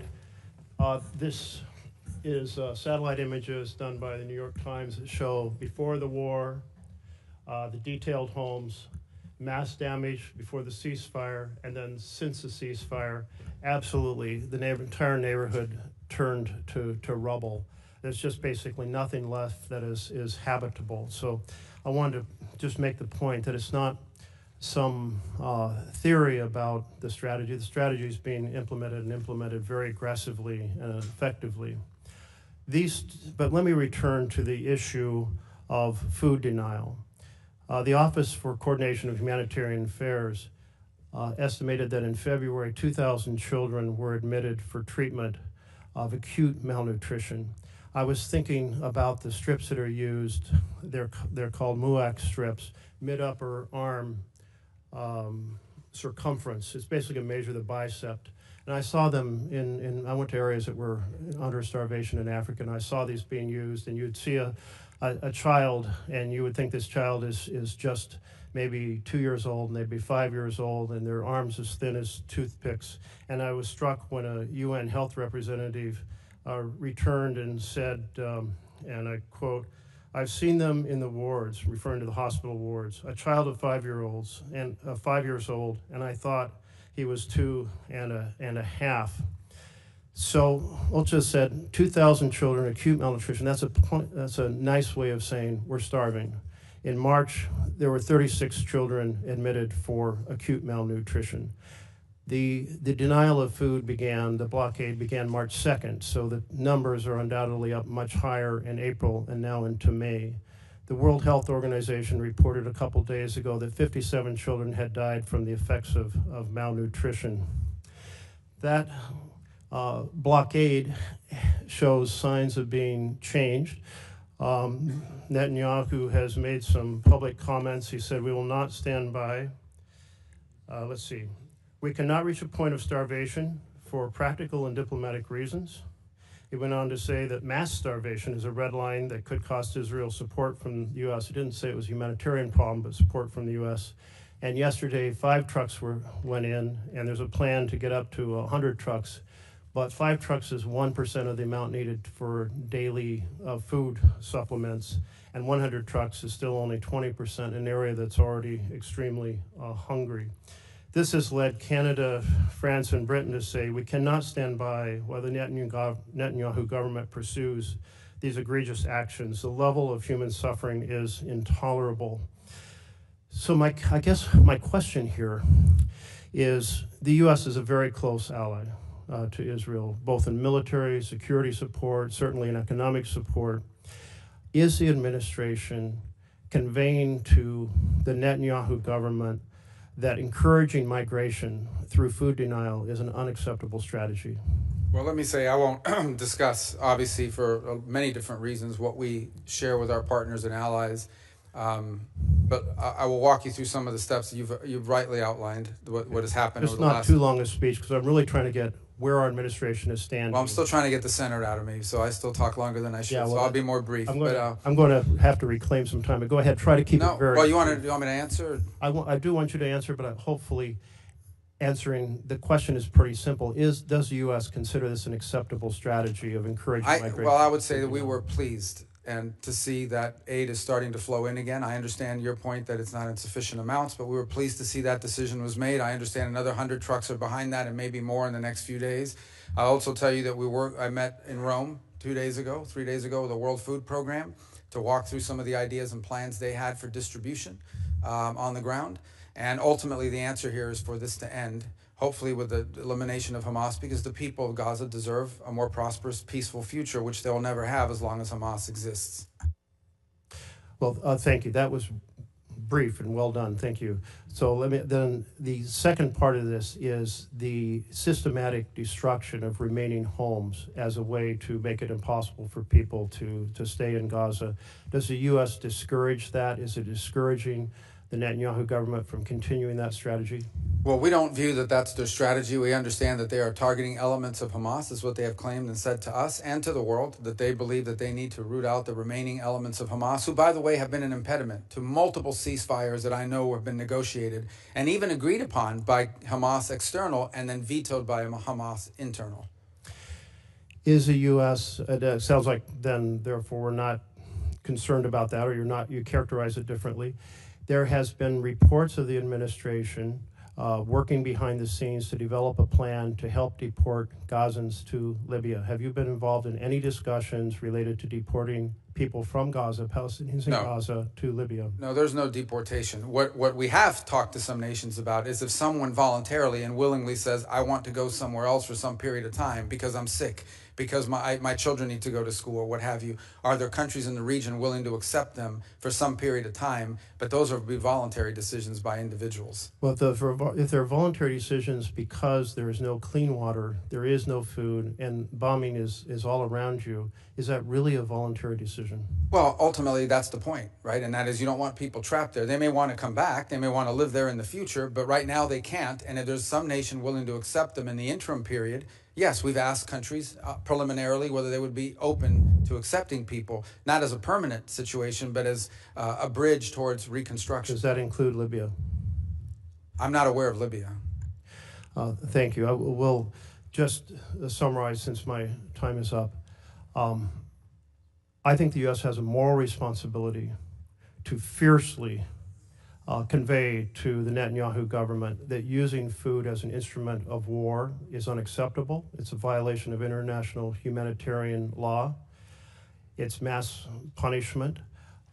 We have now children who are dying, and while Netanyahu has said he doesn't want to see mass starvation, he's drawing the line at mass starvation, but we're seeing real starvation right now, and I think we owe it to our connection and our close relationship to Israel to powerfully convey the importance of not just 5 trucks a day like yesterday or 100 trucks a day, but enough food to end the starvation. Is that a policy you can get behind? To ultimately rebuild and provide people a future in Gaza? To get behind enough trucks to end the starvation. Yeah, we've made that point. Look, I think ultimately, I don't think you would have seen the events of the last couple of days without our engagement, the engagement of others. Israel remains a strong ally. We're supportive. We understand why, for their security, Hamas cannot exist. We are also very happy to see that they have allowed aid to begin to flow, and we hope that that will continue. Concluding comment, Mr. Chairman, thank you for your tolerance. It's an important topic. Netanyahu did say he was responding to remarks and pressure from American politicians. I assume that's the administration saying that America cannot accept mass starvation, but I would encourage you to push not for 5 or 100 trucks, but enough food to end the fact that children are starving and adults are starving, innocents are starving. Our close relationship, we need to end it. Senator McCormick. Thank you, Mr. Chairman. Ranking Member Shaheen, and Secretary Rubio, good to see you. It's always great to have you here. Let me start with Iran. I'm deeply concerned, as I know you are, about Iran's nuclear ambitions, and I agree wholeheartedly with President Trump's view that there must be complete dismantlement of Tehran's nuclear enrichment capabilities. A key flaw, as you know, in the JCPOA was its failure to address Iran's support for terrorist proxies. And we've seen the horrific results of that. What assurances is the administration seeking from Iran on its support for terrorist proxies as part of the negotiations? Well, interestingly enough, the negotiations initially have been focused entirely at this point, although obviously we're aware of their sponsorship of terrorism in the region, including the Houthis and Hezbollah and other groups such as this, the militias in Iraq, and their efforts to get back into Syria. Right now, the focus at this point of this has been their enrichment capability, and they're insistent on enrichment capability. Ultimately, I would say that if in fact we have sanctions that are related, things such as sanctions that are related to the sponsorship of terrorism and their violation of weapons conventions and the like, their long-range munitions, those sanctions will remain. If those aren't part of the deal, then the sanctions will remain as a result of that. But initially, I could say that the focus of the conversations over the last few weeks with Mr. Witkoff and the Iranians has been on this enrichment matter, which is by far the sort of the core and most critical matter. As you know, the Iranian position is that they have a right to enrich as a matter of national pride, and our view has consistently been that they can have a civil nuclear program without an enrichment capability, and that an enrichment capability, in fact, would be weaponized at some point in the future, or could be weaponized, and that's a threat that cannot be accepted. Good, thank you.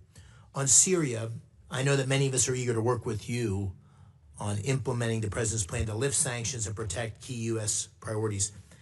What assurances is the administration seeking in your discussions with interim authorities on counterterrorism priorities, including the fight against ISIS, during the process of lifting the sanctions? Well, ISIS hates the transitional authority, and they hate al-Shara, and they hate everybody in his government, and I think pose a grave risk to them. So I don't think the issue with them right now is a matter of willingness or a lack of willingness. It's a lack of capability. So there will have to continue to be a role to play in the interim period, both by the United States and our allies and the Kurds and others, in ensuring that ISIS cannot metastasize and grow. One of the most threatening things that we would face, for example, is an ISIS prison break, where suddenly you have a bunch of ISIS fighters loose on the streets and undermining the government. But I do think that part of this dynamic and why we're in a race against time is that every day that goes by that the transitional authority does not have control of the government and or of daily life in some extent, or able to provide basic government services, is a day that ISIS has the ability to reconstitute itself and grow as a threat, both to the transitional authority but ultimately to the broader region. So I don't sense from them a lack of commitment and desire to do something about it. I think, frankly, it's at this moment a capacity issue. They simply, at this moment, do not have the capacity to assume the anti-ISIS effort by themselves. But we hope that with a fully integrated Syrian military that includes the Kurds and everybody else, if you can have no other armed groups in the country except those under the authority of the Syrian government, then I think you begin to make progress. But we're not there yet. That's going to take some time to build, and we look forward to helping as much as we can and as much as little as they want. Along those same lines, as you know, Turkey has significant interest in Syria and has been, I think, an important part of the steps that have recently taken place. But our allies in Israel and Jordan are concerned about Ankara's ambitions there, especially in southern Syria. How are you managing those tensions and allied concerns as it relates to Turkey's role in Syria? Well, in the case of Israel, we've had conversations with them about this, what we view as an opportunity for Israel. If in fact Syria is stable and has in it a government that has no interest, as they have said, in fighting a war with the authorities have said, and now obviously you have to prove it, but they have said this is a nationalist project. They are seeking to build a nation. They're not viewing themselves as a launch pad for revolution. They're not viewing themselves as a launch pad for attacks against Israel. So we think this is an extraordinary thing. If in fact you have in Syria a stable government that encompasses all the elements of their society and has no interest whatsoever in fighting wars with Israel over borders or anything else, I think that's an extraordinary achievement for Israel's security. Obviously, they're concerned about the Turkish presence, and we've done some things to deconflict on that front. And I think one of the key points is going to be foreign military basing inside of Syria. And that is, at some point, the Transitional Authority will have to make a decision about whether they're going to allow foreign military basing. That includes Russians, but potentially the Turks have wanted that as well, especially in the central part of the country. Now, the Turks do have a presence in the north, as you know, and one of the things that our Central Command was very influential in doing is helping the Transitional Authority enter a preliminary agreement with Kurdish authorities in the north, which ultimately should lead to the Kurds becoming part of the broader Syrian government and broader security forces. And by the way, the Jordanians, despite concerns they may have been very helpful and very encouraging in our outreach to the Transitional Authority. Very good. Thank you. I yield the rest of my time. Thank you, Senator. Senator Schatz. Thank you, Chairman. Thank you, Ranking Member. Secretary, thanks for being here, and I appreciate our ongoing dialogue, even if we're in some disagreement about a number of things. I want to ask you, and I'm going to try to work the senator out of you here. A bunch of yes or no questions. They are not trick questions. Are you still the acting USAID administrator? Yes. Do you control hiring and firing at USAID? Yes. Well, I delegate the authority to an administrator, but obviously, yes.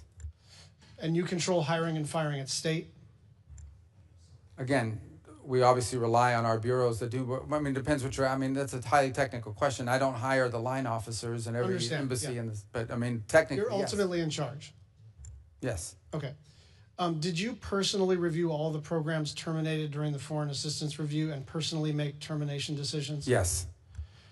Do you have the authority to direct any state or USAID staff to brief Congress? Yes. Can you have Mr. Lewin or you come back to Congress and talk about USAID in the context of the coming end of the federal fiscal year and SFOPs and appropriations? That's already planned to do that, not just him, but others, because we'll have to update you on that, on our organization, whatever OMB decides to do with money.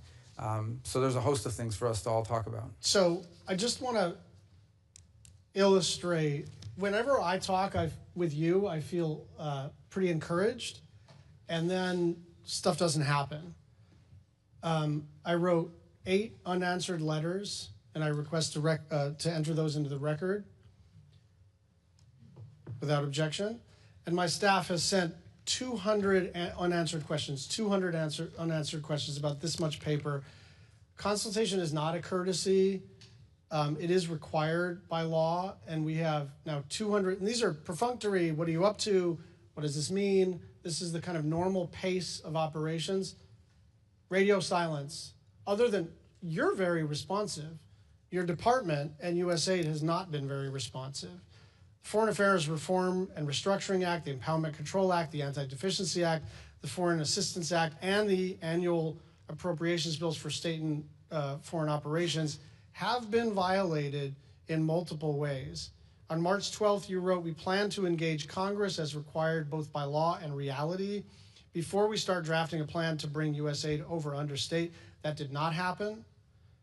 As you know, we have a pledge. We owe the Global Fund $1.3 billion. I spoke with the head of the Global Fund in response to my repeated requests and multiple other people's repeated requests.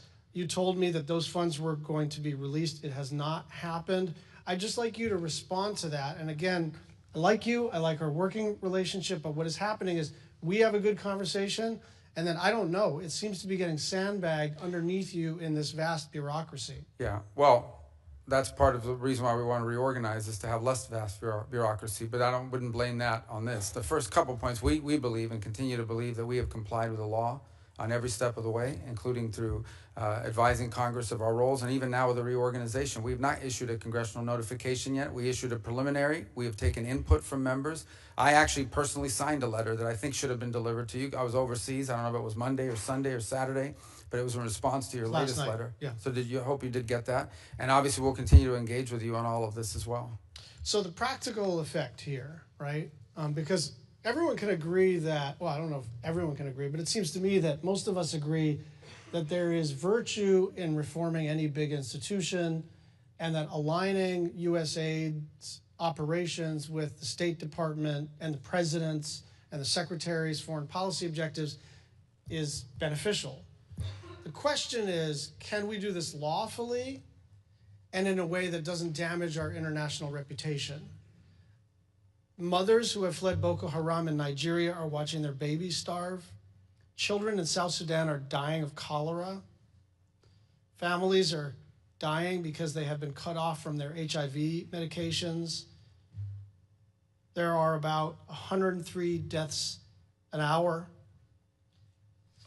And so we can talk about the reorganization of the State Department, but this becomes quickly not an abstraction, not a normal public policy tug and pull, because the way that this has been done, set aside our disagreement about whether it's been done lawfully, it's been done in a just catastrophic fashion. And so on some level, that's water under the bridge. But what I want from you is a commitment to try to get an appropriations bill that is done on a bipartisan basis that reconstitutes the foreign aid enterprise. I think we can do fewer things. I think we can be more narrow in our focus. But you are pushing on an open door, and instead of pushing on that open door, you are lighting the room on fire. Maybe that was not your intent. And I think we have two objectives right now: minimize suffering and reputational damage on one, that's one line of effort. And the other is, how do we get back to the regular order where we can do a bill together? And I'd like your thoughts in the remaining minute and a half. Yeah, well, first of all, that is the intent here, right, is to rebuild the foreign aid enterprise under the State Department. By the way, it's something multiple secretaries of states before me have wanted to do, because we want foreign aid to be a part of our diplomacy toolbox and our way we engage the world, not its own separate entity, but all of it coordinated one with the other. So that's our hope on the reorg, and that's what we're trying to endeavor towards. I also don't think it's fair, by the way, you highlighted a couple points, like in South Sudan, there's distribution problems there. It's not just a program. PEPFAR is 85% operative right now. So you touched about HIV medication. Secretary, you are required to spend 100% of the money, not 85% of the money. But 15% of that is funding of programs that we've canceled. We're going to cancel those programs. We've rescinded because they don't reach the purpose of those are elements of individual programs, for example, that were not meeting the mandate of the program. They were not being delivered. We just the other day at the embassy level in Namibia identified fraud, where millions and millions of dollars of U.S. aid was found on the store shelves being resold into the marketplace. It was our ambassador who discovered it. We tried to work with local authorities to fix it, and it was not fixed. And he was weeping at the conference while announcing this decision because he hated to do it. And some of the places you highlight, it's important to remember, even if the money is distributed, sometimes it cannot be brought out. The aid does not reach people because armed elements in Sudan, in South Sudan, are impeding aid from reaching their intended recipients. It's a very complicated world in terms of the delivery of aid. The one point I'd like to Senator, you're out of time. With your indulgence, yeah. 30 more seconds. And you and Senator Murphy had an exchange about this.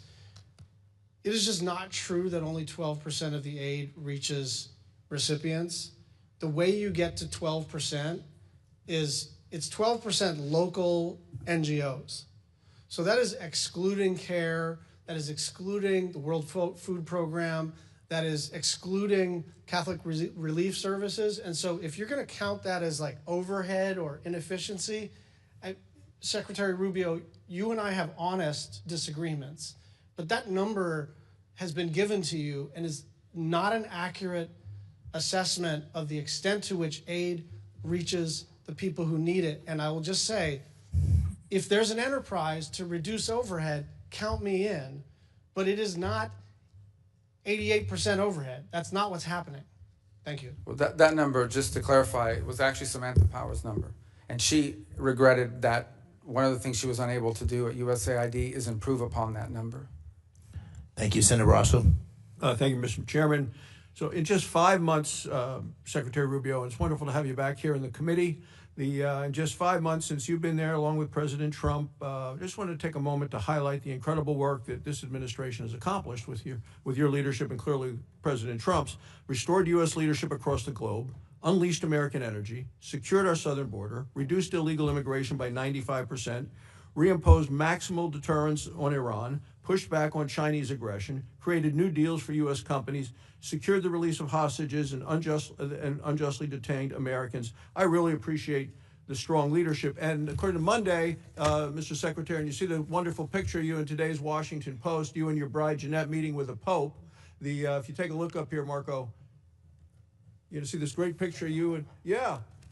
Want to comment on that at all? What it was, done all these things, and you got to meet the Pope, a new Pope, an American. Well, I told people yesterday I started the morning meeting with the Pope, and I ended the evening at an event, a Kennedy Center event at the White House with the U.S. President, and they were both Americans.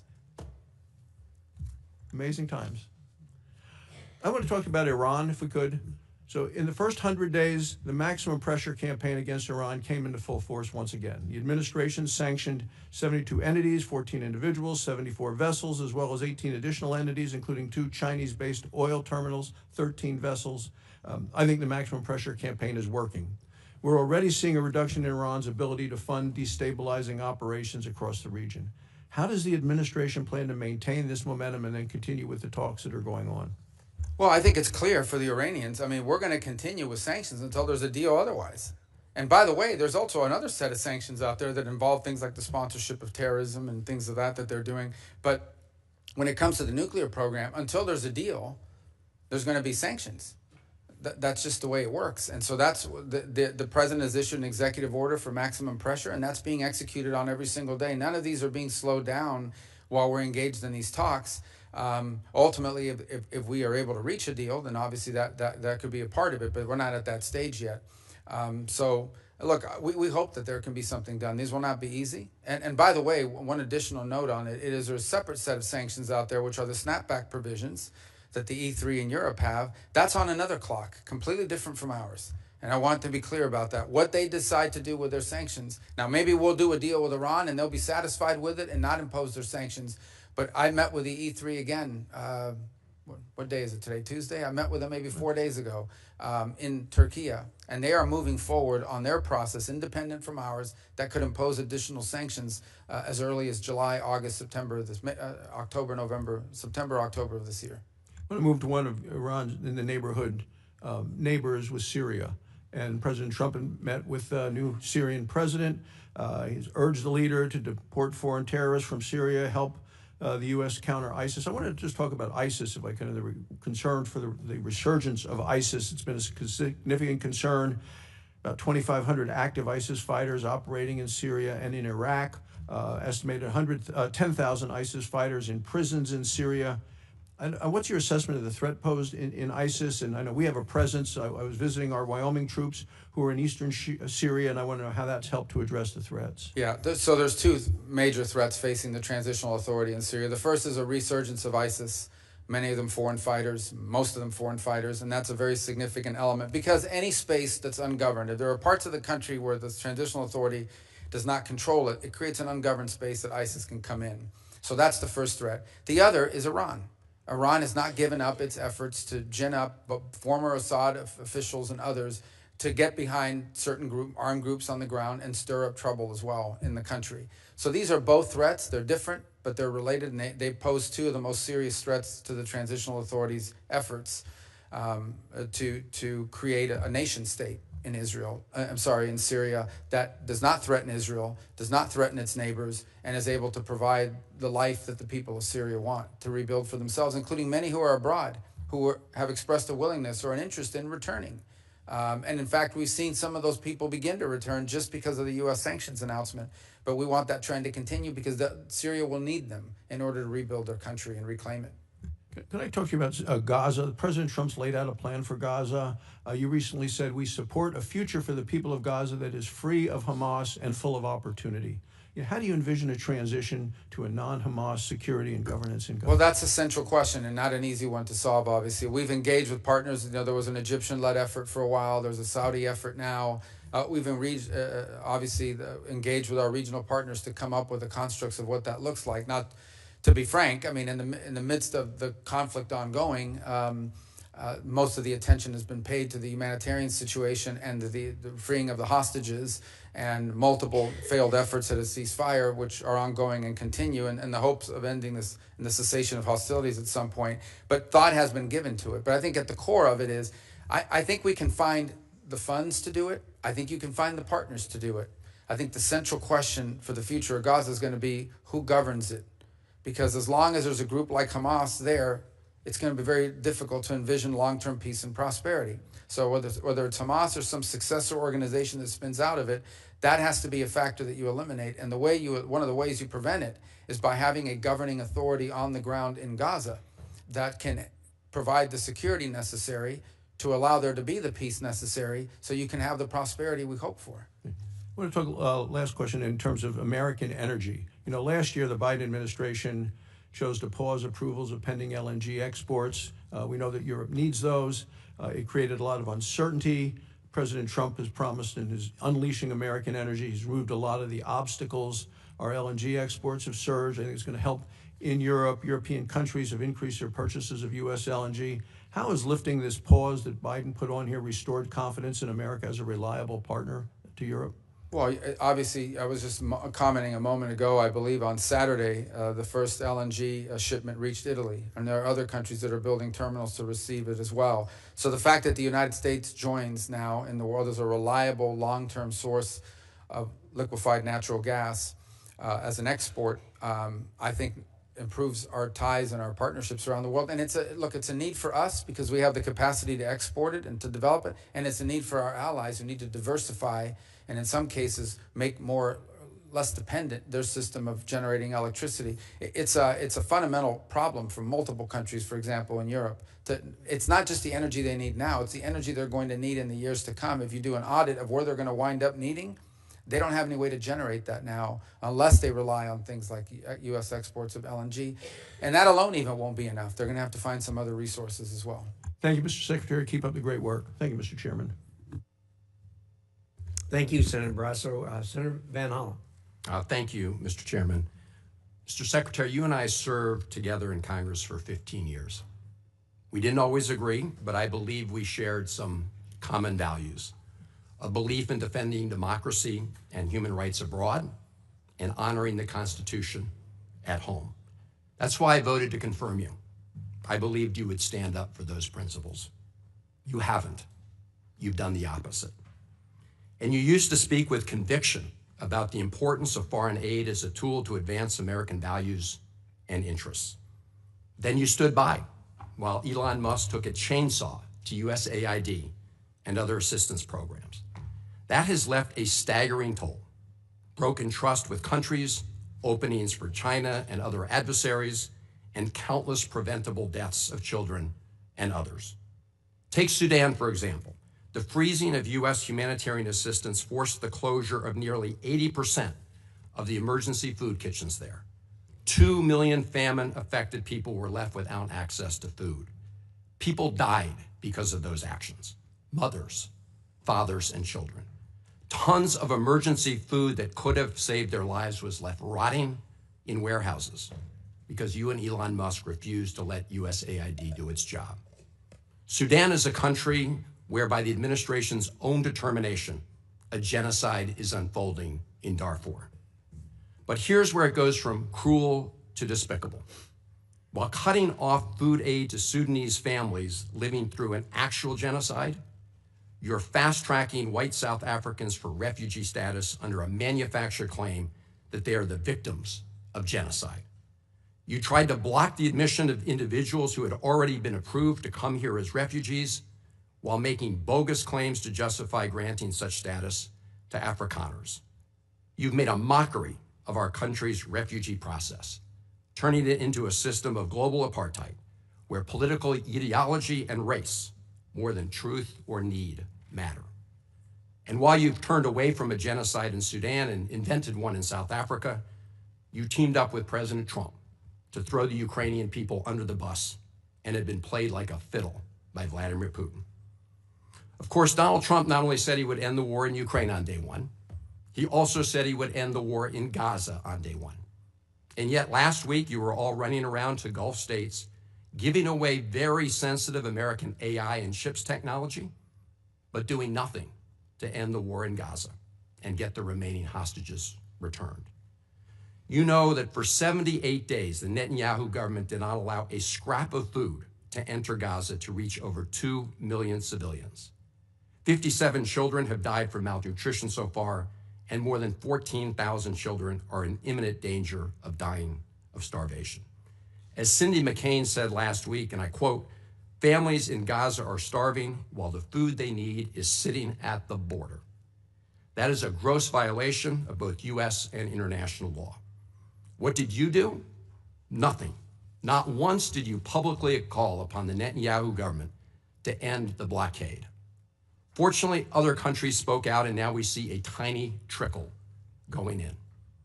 Where have you focused your energy instead, Mr. Secretary?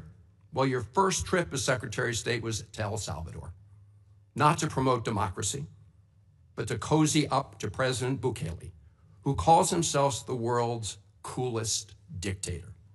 The result was a cash for collusion deal to deprive people living in America of their constitutional rights to due process. The Supreme Court, in a 9-0 decision, instructed you to facilitate the return to the United States of Abrego Garcia, who the administration admitted was wrongfully deported to El Salvador. Your response? You've openly flouted judicial orders. When asked whether you have been in touch with El Salvador to return Abrego Garcia, you boasted, quote, "I would never tell you that. And you know who else I would never tell? A judge." Clearly, you don't care about the Fifth Amendment right to due process, and you don't care about the First Amendment either, since you've been very busy snatching students off of college campuses for exercising their right to free speech. You dredged up a relic from the McCarthy era to claim that student protesters posed a threat to the foreign policy of the United States. Give me a break, Mr. Secretary. You know as well as I do, this isn't about national security. It's about punishing free speech. And you know that in America, the government doesn't get to use its power to punish speech it doesn't like. Yet in March, you boasted about revoking student visas, saying, and I'm quoting, "We do it every day. Every time I find one of these lunatics, I take away their visa," unquote. Let's look at one of those lunatics, Mr. Secretary, Ms. Ozturk. Her crime was co-authoring an op-ed in her college paper critical of Tufts University's response to the war in Gaza. Your own department found zero links to terrorism, no anti-Semitic statements, but you still yanked her visa and shipped her off to detention in Louisiana. And the list goes on and on.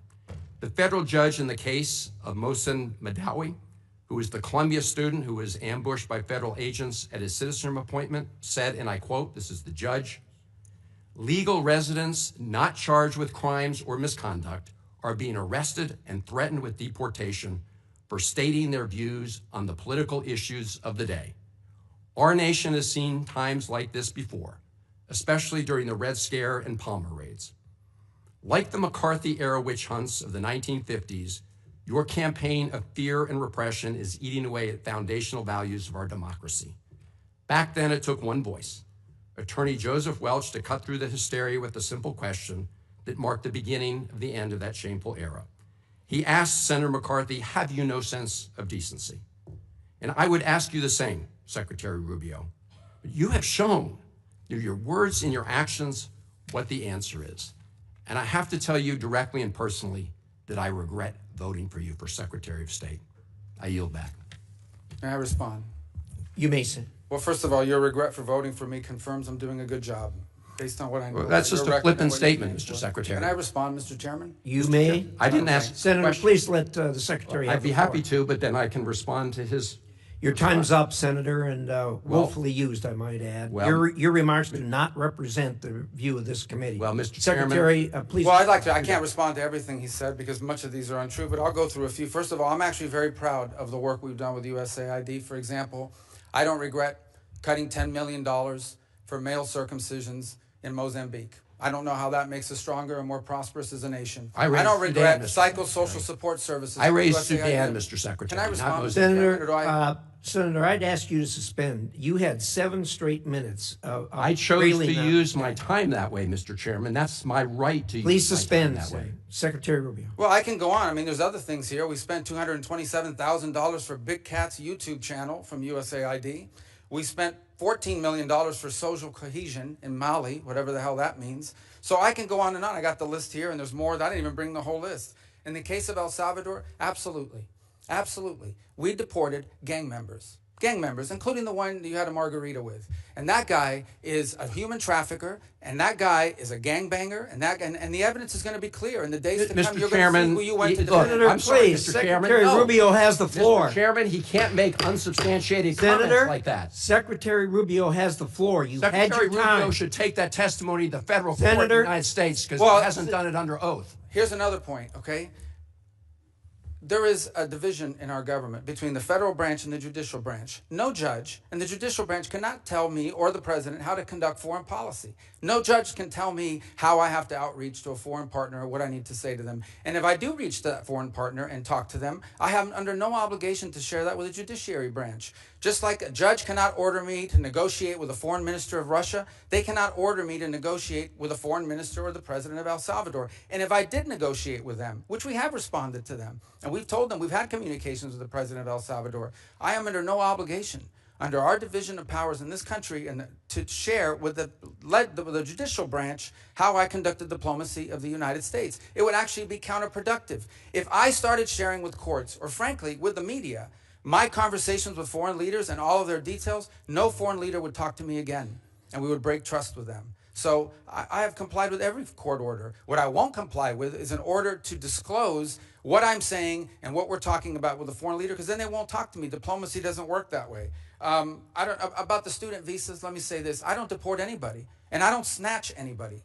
The State Department does not have officers in the street snatching everybody. What I do is revoke visas, and it's very simple. A visa is not a right. It is a privilege. People apply for student visas to come into the United States and study.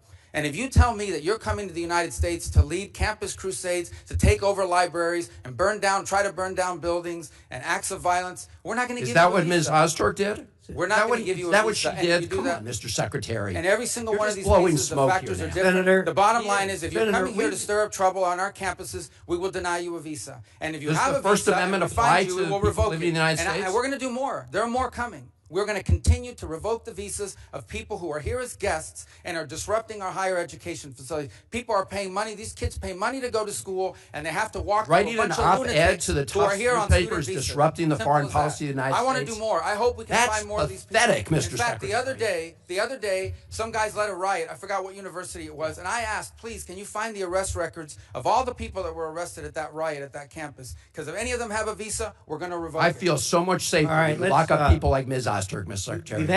We've had enough time on the subject. Thank you very much. And we're going to move to Senator Lee. Mr. Secretary, it's very good to have you back here. I want to say it's good to see the fauna in its natural habitat, but it's more like its former habitat, because your current one is also where you naturally belong. And I, for one, and I know majority of us feel the same way, have every confidence in your ability to serve us and are very grateful for your service. One of the many things that I've always liked about you and I always agree with you on is your clear-eyed vision for the Western Hemisphere. You seem to share the understanding many of us have, which is that we've been blessed as a country throughout our 250-year existence by the fact that we're protected by a big ocean to our left, another big ocean to our right, and friendly neighbors to our north and south.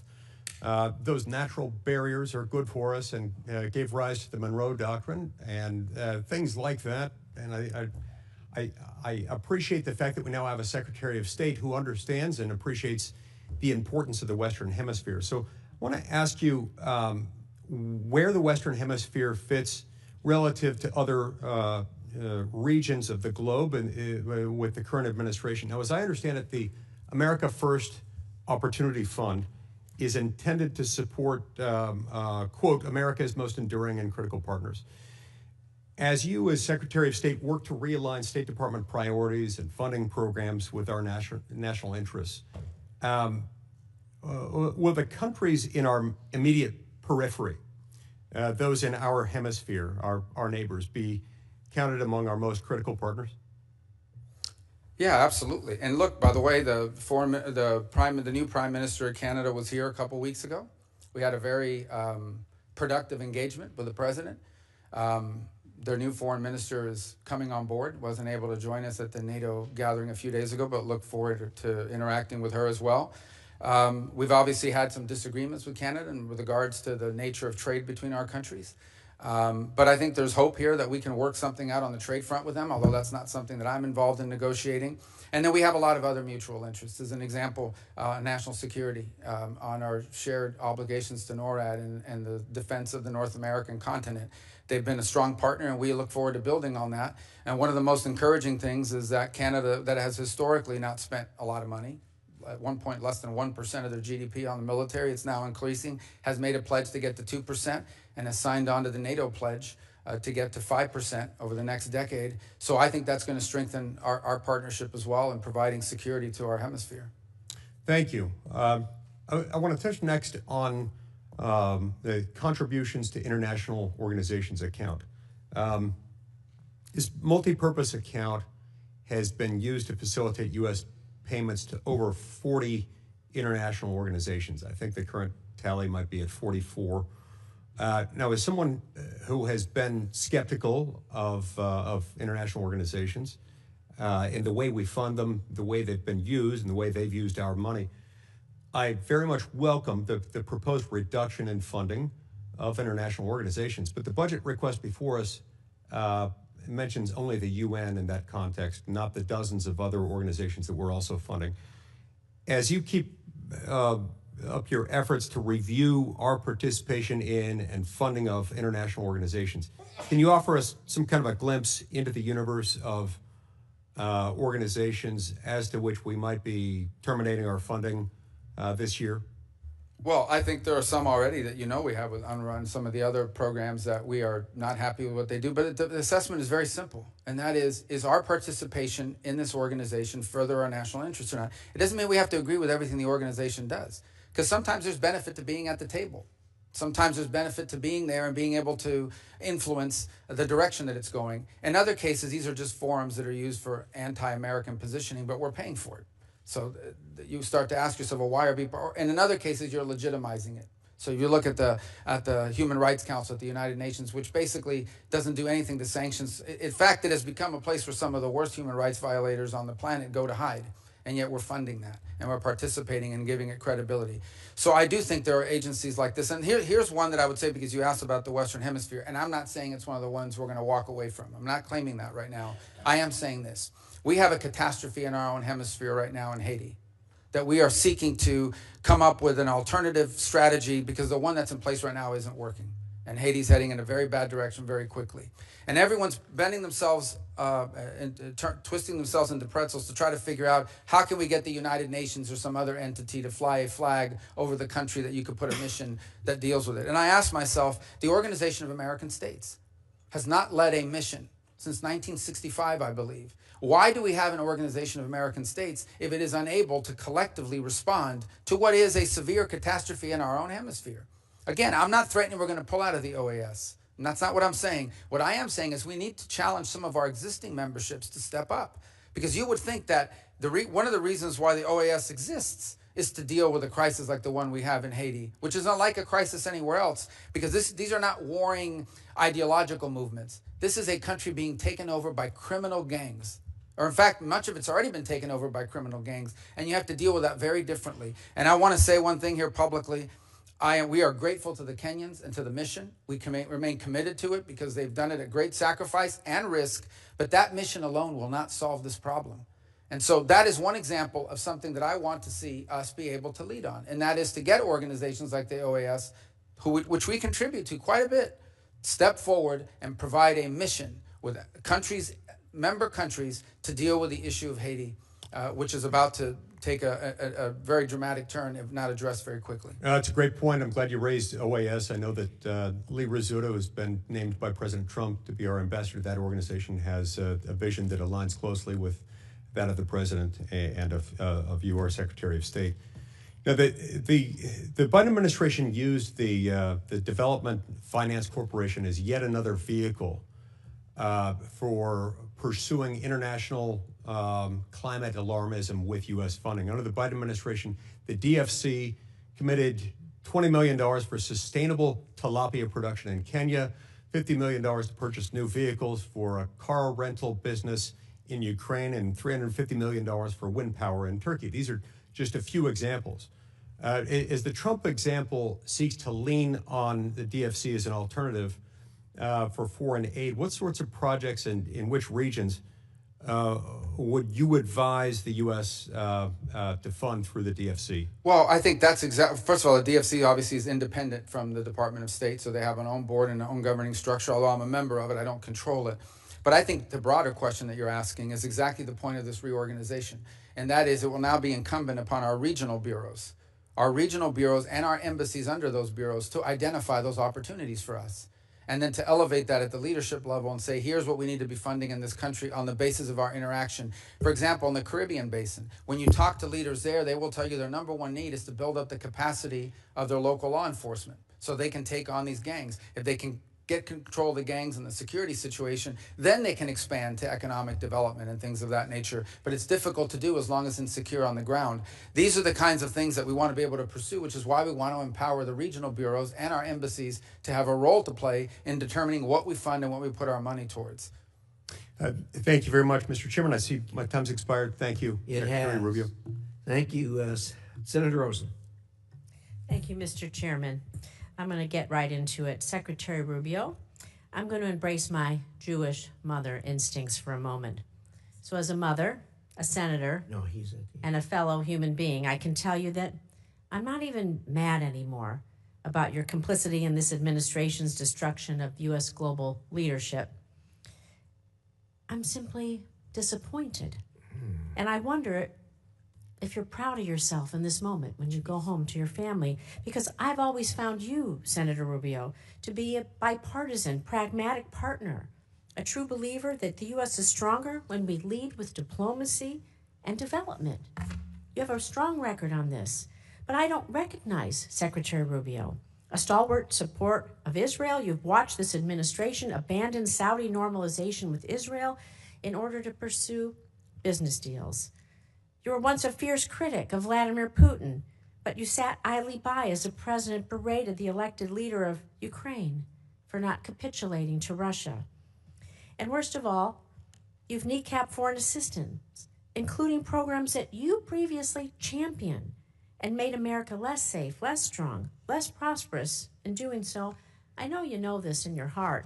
And I can't make this point any better than you did yourself in 2019 when you said, anybody who tells you that we can slash foreign aid and that will bring us to balance is lying to you. So with that, I'm just going to move on to my questions. Thank you. And I'm going to talk about international women's issues because during your time as senator, you were a champion of international women's issues. You helped introduce bills that would have codified the Department's Office of Global Women's Issues and Women's Global Development Prosperity Initiative. You supported several bills, including Senator Shaheen's Bipartisan Women, Peace, and Security Act. During your confirmation hearing, you committed to me that you would support women's economic empowerment abroad. And at this year's International Women of Courage Award, you waxed poetically about the administration's support for women abroad. So help me understand how to square your past with your present.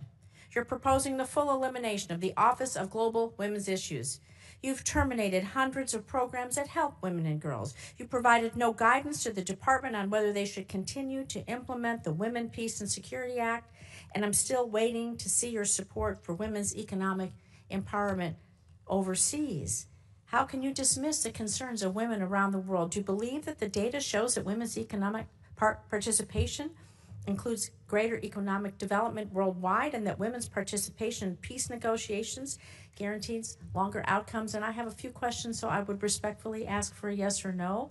Don't you think that women's participation is important and allows for better outcomes? This is not a game show. I'm not gonna ask that with a yes or no. That's an important question. And I can answer it. We're not abandoning women's issues. So do you believe the Office of Global Women's Issues should be eliminated? One thing is to eliminate an office. Another thing is to eliminate the function. The function will still exist. It'll be driven at the regional bureaus. So every one of our regions will have someone who's looking at and driving that issue, and right down to the embassy. It remains a priority. The same with the law that you outlined. that I supported, this is going to be executed on, but it's going to be executed at the regional level and at the embassy level. And the reason why is because the challenges facing women in Africa are different than the challenges facing women in Central America, And which I are have your different than. commitment that you're going to support women around the world, because without the women being able to be successful in their countries, I believe we can't have peace, stability, and our countries move forward. Sure, and it remains part of our agenda. It's just going to be, the service is still going to be delivered, but it's going to be delivered at the regional and embassy And when level, will we not see- through a standalone office in Washington, D.C. When will we see the reports on this and how this will be delivered? Well, this is what we're engaged in with this committee now, which is our reorganization process. We've made an initial presentation to the committees. It's not final. We've received input through the comment period, including from our own building, but also from members of Congress on both sides, and meaning the House and Senate. Now we'll come back to you based on all of that input on what we propose to be the final Do you have a timeline reorganization. when you'll come back? Because I don't want to see women left behind around the world, and I think you'd agree with me. But I'm going to turn on to Israel. If you can give us a timeline of when you're proposing to do this, that would be helpful, and we maybe come back and revisit it, Mr. Chairman. Do you have a timeline of when? Sure, we're engaged now. I think we'll owe you a congressional notification here within the next few weeks, which is but all of that is being built on the comment period, in which we've taken input from staff and members of this committee, as well as in the House. Thank you. Can I move on to Israel for a second? So the Office of Security Coordinator in Israel, the OSC, was established by President Bush in 2005. The OSC is widely respected, including by the IDF Central Command, for facilitating security coordination between the Palestinian Authority and the Israeli security forces, which has been crucial in preventing terrorist attacks against Israelis. However, it's reported that you plan, again, to eliminate OSC, which I believe, and many others, could lead to further destabilization in the West Bank and threaten Israel's security. So, Mr. Secretary, should the U.S. continue playing a role in facilitating successful security coordination between IDF and Palestinian security forces to safeguard Israeli lives? And if so, do you believe the State Department should continue to maintain the OSC and support it financially? Yeah, there's news reports every day about things that aren't true. So the only thing that's been discussed about OSC is whether it should be brought under the authority of the ambassador and the embassy. You're not proposing eliminating. Thank you. We'll move further on this discussion. With my minute left, I'm going to talk about vaccines abroad, because Gavi, the Vaccine Alliance, we are so proud, has prevented nearly 19 million children's deaths since it was created by providing vaccines to 50 countries. Diseases, they don't know borders. So a small investment from the U.S. can save American lives by stopping outbreaks really before they reach our shores. You were previously a champion of global vaccines, twice leading resolutions in support of continued U.S. investments in these programs. So, Mr. Secretary, again, do you consider vaccines, including for malaria, Ebola, to be life-saving? Given Gavi's proven track record of saving lives, preventing global disease outbreaks that could reach our borders, will you commit to prioritizing continued U.S. support for Gavi? But we haven't canceled U.S. support for malaria or any of these other communicable diseases and or vaccines. What we have, there are some individual programs that may have been canceled because they weren't being delivered in the appropriate way. All of these functions will continue. The difference now is the function will be happening under the Department of State, as opposed to a set-alone entity, which you had very little oversight over, by the way, in this committee, even though we tried in the years that I was on it with USAID. And I don't want to, I may respond to one point you made just because I'm curious. We have not abandoned Saudi normalization with Israel, as you pointed. The Saudis are the ones that have expressed their inability to move forward on it so long as the conflict is happening in Gaza. But we would love to see normalization. You know, when it comes to the Saudis and normalization, and we can have this I'd be so happy to have you in my office or come to your office and talk about this. It was quite apparent on the last trip that the president was more interested in making business deals and trying to move forward peace in the region. It's not just about the business deal. There's a lot going on, and there is pressure to bear. But we did receive a list, I just want to say for the record, that showed Gavi was terminated. And so if you could send something to show that it's turned back on, we'd be glad to see that. I know I'm over my time. Senator Scott. All right. Secretary Rubio, first off, I'm proud to have voted for you. I wish you were in the Senate, but I'm proud that you're Secretary of State, and I can tell you, Floridians are very proud of you. As you know, Miami-Dade, finally for the first time in history, is now more Republican than Democrat. I'm sure they looked at you and saw all the success you've had, so one of the reasons it happened. Can you talk about what you're trying to accomplish with your reorganization and how that's going to improve national security? Well, ultimately, the goal of reorganization is to make the State Department, put State Department at the center of our foreign policy, which people will look at and say, well, how, isn't that what it's always been? But it actually had lost that role. And one of the reasons why it had lost this role is inability to deliver quickly. In essence, the inability to deliver quickly on whatever policymakers determined they wanted them to do, and there was structural reasons for that and the like. The other thing is that we are now in an era that requires, I think every era has required this, but now more than ever, a foreign policy that's cohesive, where all the elements of national power, including soft power, which has been talked about here today with foreign aid, but also the hard work of diplomacy, of understanding that sometimes when you're dealing with another nation state, they're not going to behave the way you would want your country to behave, but it's in our national interest to have a relationship with them and be able to influence discrete decisions that they make on one topic or another. And all of this has to be coordinated, and that wasn't happening. We had functional bureaus that were basically in charge of some human rights issue, and then we had an embassy. And oftentimes when you would travel abroad, you would find that our embassy and or our regional bureau and our functional bureau were at odds with one another, because the functional bureau was pushing one agenda, the embassy was pushing another. And this was also true with USAID. By the way, this idea that USAID got along well with the State Department is false. And embassy after embassy, during my time in oversight, you would hear complaints about how USAID was funding programs that State Department had no insight into and in many ways contradicted what the State Department was driving at the embassy level. So what we're asking for now through this reorganization is to bring it all under one roof, so that we can conduct foreign policy at the regional and local level in a way that's cohesive and concise and can deliver results. But it's also where you're going to get the best ideas from. I read cables from our missions around the world every single day. Some of the most important information that I get as Secretary of State is not from intelligence reports, it's not from news articles, it's not from briefings from somebody. It is from a cable that comes directly from that embassy that is identifying a problem and or an opportunity that I may not hear about for months if it ever makes its way through the system. So we want to empower that, because that's our front lines. These are the people that are on the ground every single day, dealing with the government, dealing with society, and they're identifying opportunities and problems months, if not years, in advance of what Maine State or others are identifying. So the goal of reorganization is to shorten that time frame, because we can't afford to move slow. The world moves very, very quickly. This decision we made on Syria, had we run that through a traditional process, would have taken months and months and months of interagency this and people talking that and all the different boxes that have to be checked in some memo that gets to me.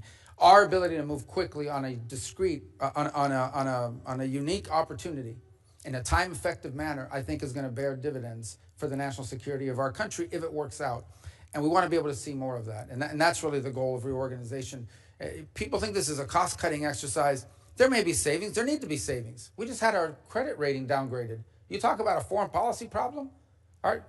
That's the first thing our foreign interlocutors wanted to mention to me on Sunday in Rome, is that our credit rating was just downgraded. We have a debt problem, but that's obviously not a State Department issue, but that's our problem. But that's a problem. But this is not just about cost savings. This is about providing a more efficient, faster moving, more effective State Department and as a tool of diplomacy. The State Department should be at the center of American foreign policy making. And that's our goal, to create one, to reorganize one that can deliver on that. I want to thank you and President Trump for your focus on Latin America. Can you tell me what do you think the proper role of the Organization of American States is? What should they be doing? Well, you would think that they would be able to be a forum to deal with challenges in the region. None more pressing right now than what's happening in Haiti. I mean, Haiti's basically been taken over by a coalition of gangs who they're not interested in governing the country. They're not interested in running the country. They just think if there's no government, we're in charge of this territory, and from here we can do all the drug running and organ smuggling and human smuggling, all the stuff we want. And that's what they're trying to do, and that's what they're doing. That's a very unique challenge. Our traditional peacekeeping missions are designed to keep ideological groups from fighting each other, or tribal groups from fighting each other, or in many cases nation states from fighting each other. But that traditional approach is not going to solve this very unique challenge. It is a country basically taken over by 25 to 30,000 individuals who are members of criminal gangs who simply want to control territory so they can hijack trucks, steal and or charge exorbitant fees for fuel to move across the country, kidnap people and traffic in humans, traffic in drugs across the border into the Dominican Republic and through sea-bound lanes. And there's things that we need to do. For example, we need to figure, and we've been working with the Department of Homeland Security, the FBI, the ATF, and others on how can we cut the flow of guns that are leaving the Miami River on containers and reaching not just Haiti, but Jamaica and Trinidad and other places. So there's more we can do on that front. But from the OAS's perspective, if ever there was a regional crisis that you would think an organization like this could step forward and provide a force or a group of countries that working together could help solve it, would be the OAS. And we're prepared to play a leading role in that.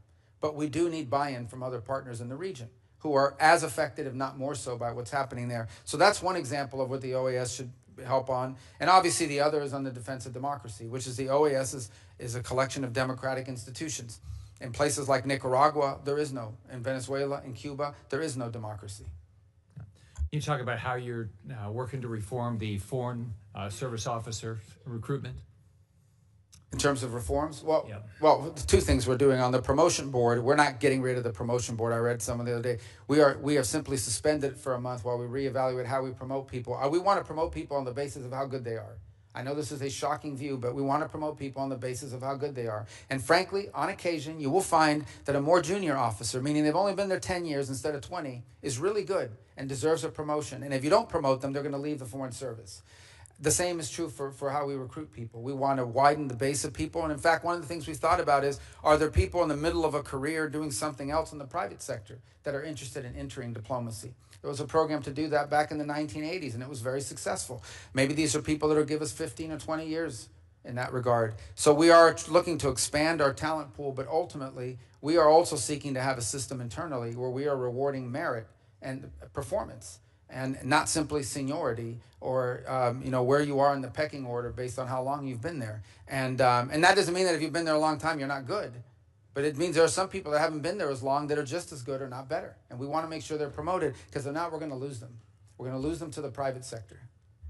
Thank you. You're doing a great job. Senator Booker. Thank you very much, Marco. First of all, I just want to say I agree with what you said about it being a foreign policy crisis, the great debt and the downgrading that we just saw. To be pushing a bill right now that would add $2.7 trillion to our national debt is just outrageous. And I've been grateful for the small group of Republicans here in the Senate and a number in the House who have just called this out as plain as it is. To do this now will shake America's economy, give tax breaks to the wealthiest amongst us who are doing quite well, and not help with the current economic crisis we're facing. But that's frankly just something I didn't want to talk about right now. But I really want to just continue our conversation about Sudan. And I know you know, as was said passionately by one of my colleagues, the gravity of the crisis that's over there. Full stop. It's the greatest humanitarian crisis on the planet Earth. There's ethnic cleansing going on, an active genocide as described by our own government and others. And people are fleeing right now with the recent attacks on Zamzam and more, but I know you're very aware of this. What I want to ask you about specifically is that not only did you acknowledge the genocide and say, I quote, being backed by countries that we consider allies elsewhere in the world. This is being fueled, you were saying. We must draw a clear line on that. He specifically mentioned the UAE, and you said, and I quote, take UAE, for example. They are an important partner in the Middle East, but we must be clear they are currently supporting an entity that is carrying out genocide. I'm just wondering, have you been able to draw that clear line in your conversations with the UAE, specifically addressing the issue of the supplying of arms? Well, again, and I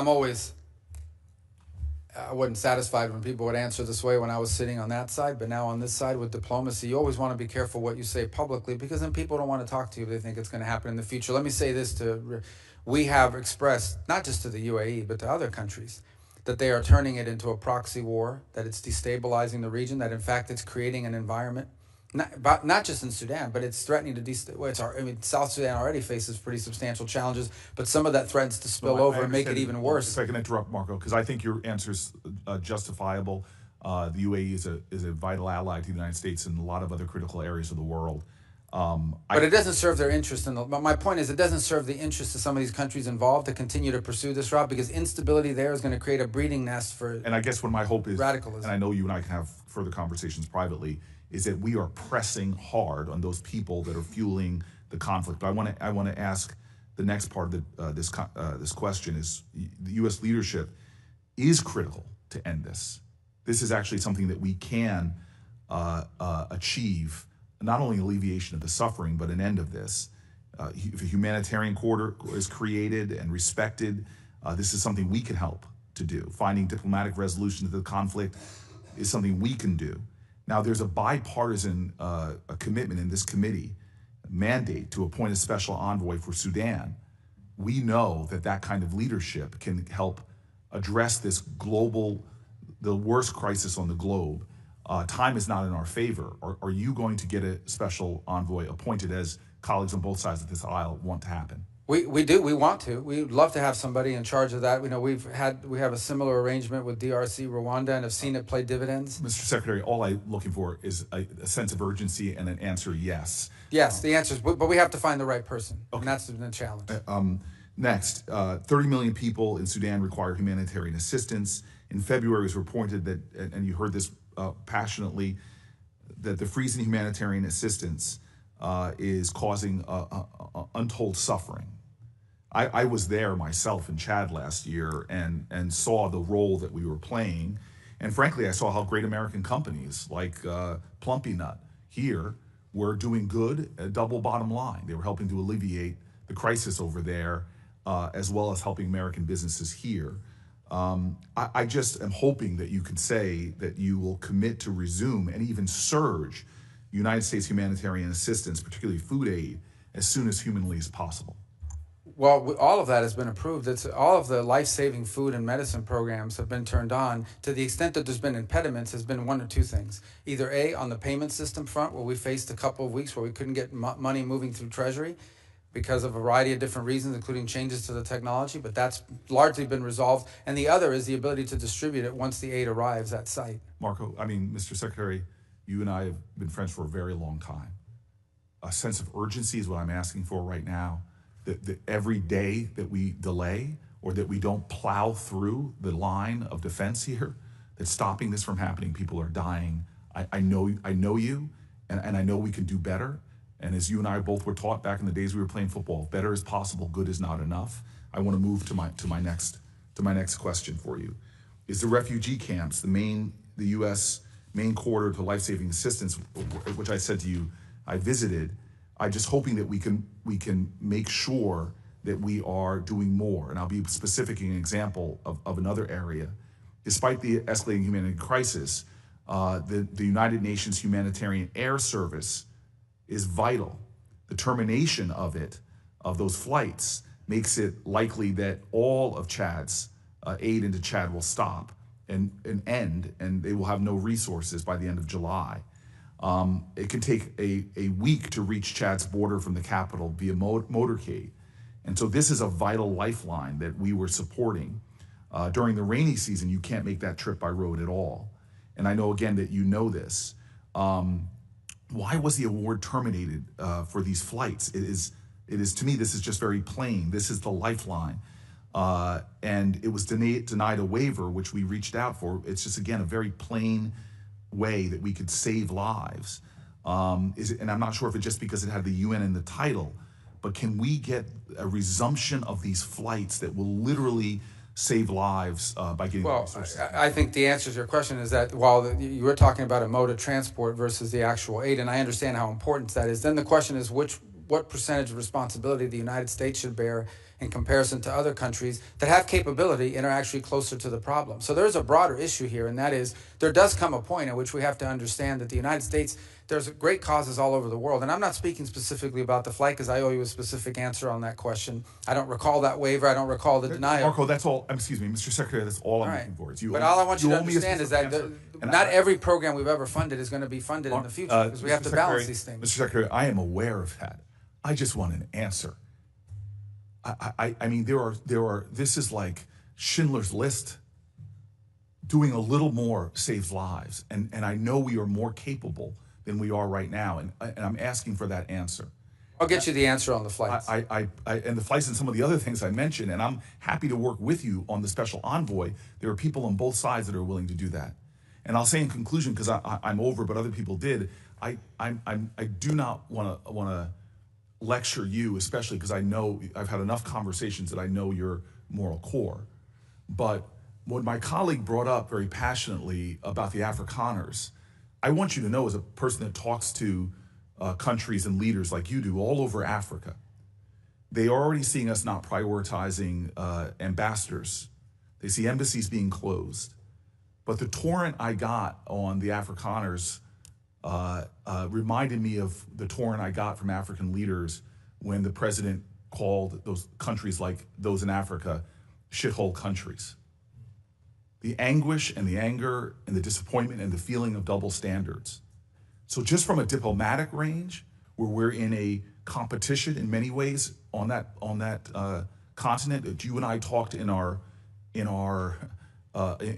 your confirmation hearings about the profound moral urgencies, economic opportunity, security mandates, the cooperations with these countries.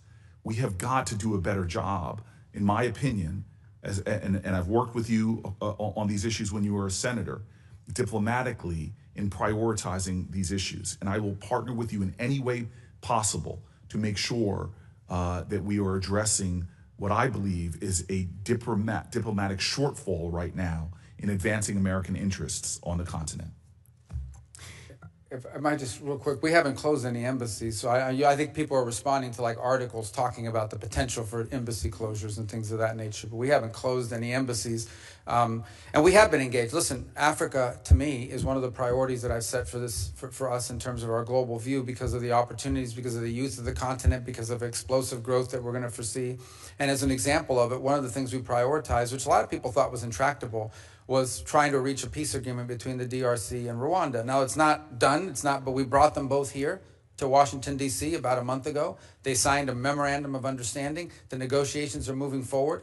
They're actually moving forward very well. Our hope is to arrive at a peace deal there that ultimately ends what was turning out to be a very brutal and difficult conflict. So I take your point on Sudan and the need for an envoy. We would love to find the right person to handle that portfolio, because it has to be the right person. And we have played a supportive role. For example, the UK, about a month and a half ago, led a Sudan summit in London for a day, where a lot of other countries, when we sent someone, we've offered to be helpful and work with them on it. But a lot of other countries either didn't make commitments or didn't live up to the commitments. The summit sort of was a minor disappointment, because while everyone talks a big game around the world about it, they're not stepping up. But I take your point. I'll get you your answer on the flights, because I'm not aware of that specific waiver. And on the envoy, we'd love to work with you to find the right person. And the ambassadors and other things, I'll reach out to your office on. Okay. Senator Cornyn. Thank you, Mr. Secretary. I'm proud of my vote for you to confirm you as Secretary of State. We all know you well, having worked with you for many years. We know of your the qualities that you bring to this job, and I think you're exactly the right person for this job in a very dangerous and turbulent world. When I look at what you and the administration has done, it's May the 20th, January the 20th, President Trump was sworn into office, but just a few of the things that have happened during that time. Obviously, the critical minerals deal in Ukraine, the Pakistani-Indian conflict, which could have resulted in a nuclear conflict between two nuclear-armed countries. Things back closer to where I live, the Mexican water deal that was negotiated with Mexico. I'm frankly amazed at your stamina and what you and the administration have been able to do in a short period of time. And listening to some of the criticism that I've heard this morning, it reminded me of a quote from NFL quarterback Aaron Rodgers talking about dealing with criticism, things he wished he had known when he was younger. And he said, never listen to criticism from somebody that you never would have taken advice from in the first place. But let me ask you specifically about two issues. One has to do with Ukraine and peace negotiations. I applaud you and the administration, and particularly President Trump, for initiating these negotiations between Ukraine and Russia and try to bring a peace, or at least a ceasefire, between these warring countries. This is enormously dangerous, as you know better than most because it could easily spill over into the rest of Europe, result in NATO becoming involved and the like. But I wonder what you believe Mr. Putin's motivations are. Do you think that he is engaging in these negotiations in good faith, that he intends to give something in order to get something, or not? Well, I think that's on the question of Putin. I think that's still an open question. I think he approaches it, we have to assume, from a cold, calculated cost-benefit, nation-state evaluation of what's in the best interest of his view of Russia. What I'm pretty certain of is this is not the war he thought he was getting.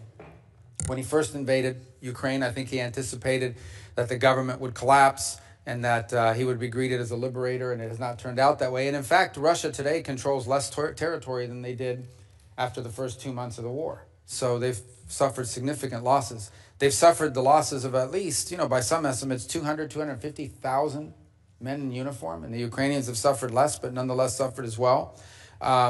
It is a battlefield today in which the front lines move 10 kilometers at a time in one direction or another. Even if they're advancing at a tremendously high cost. But the challenge Russia faces now is their entire economy is built around the war effort.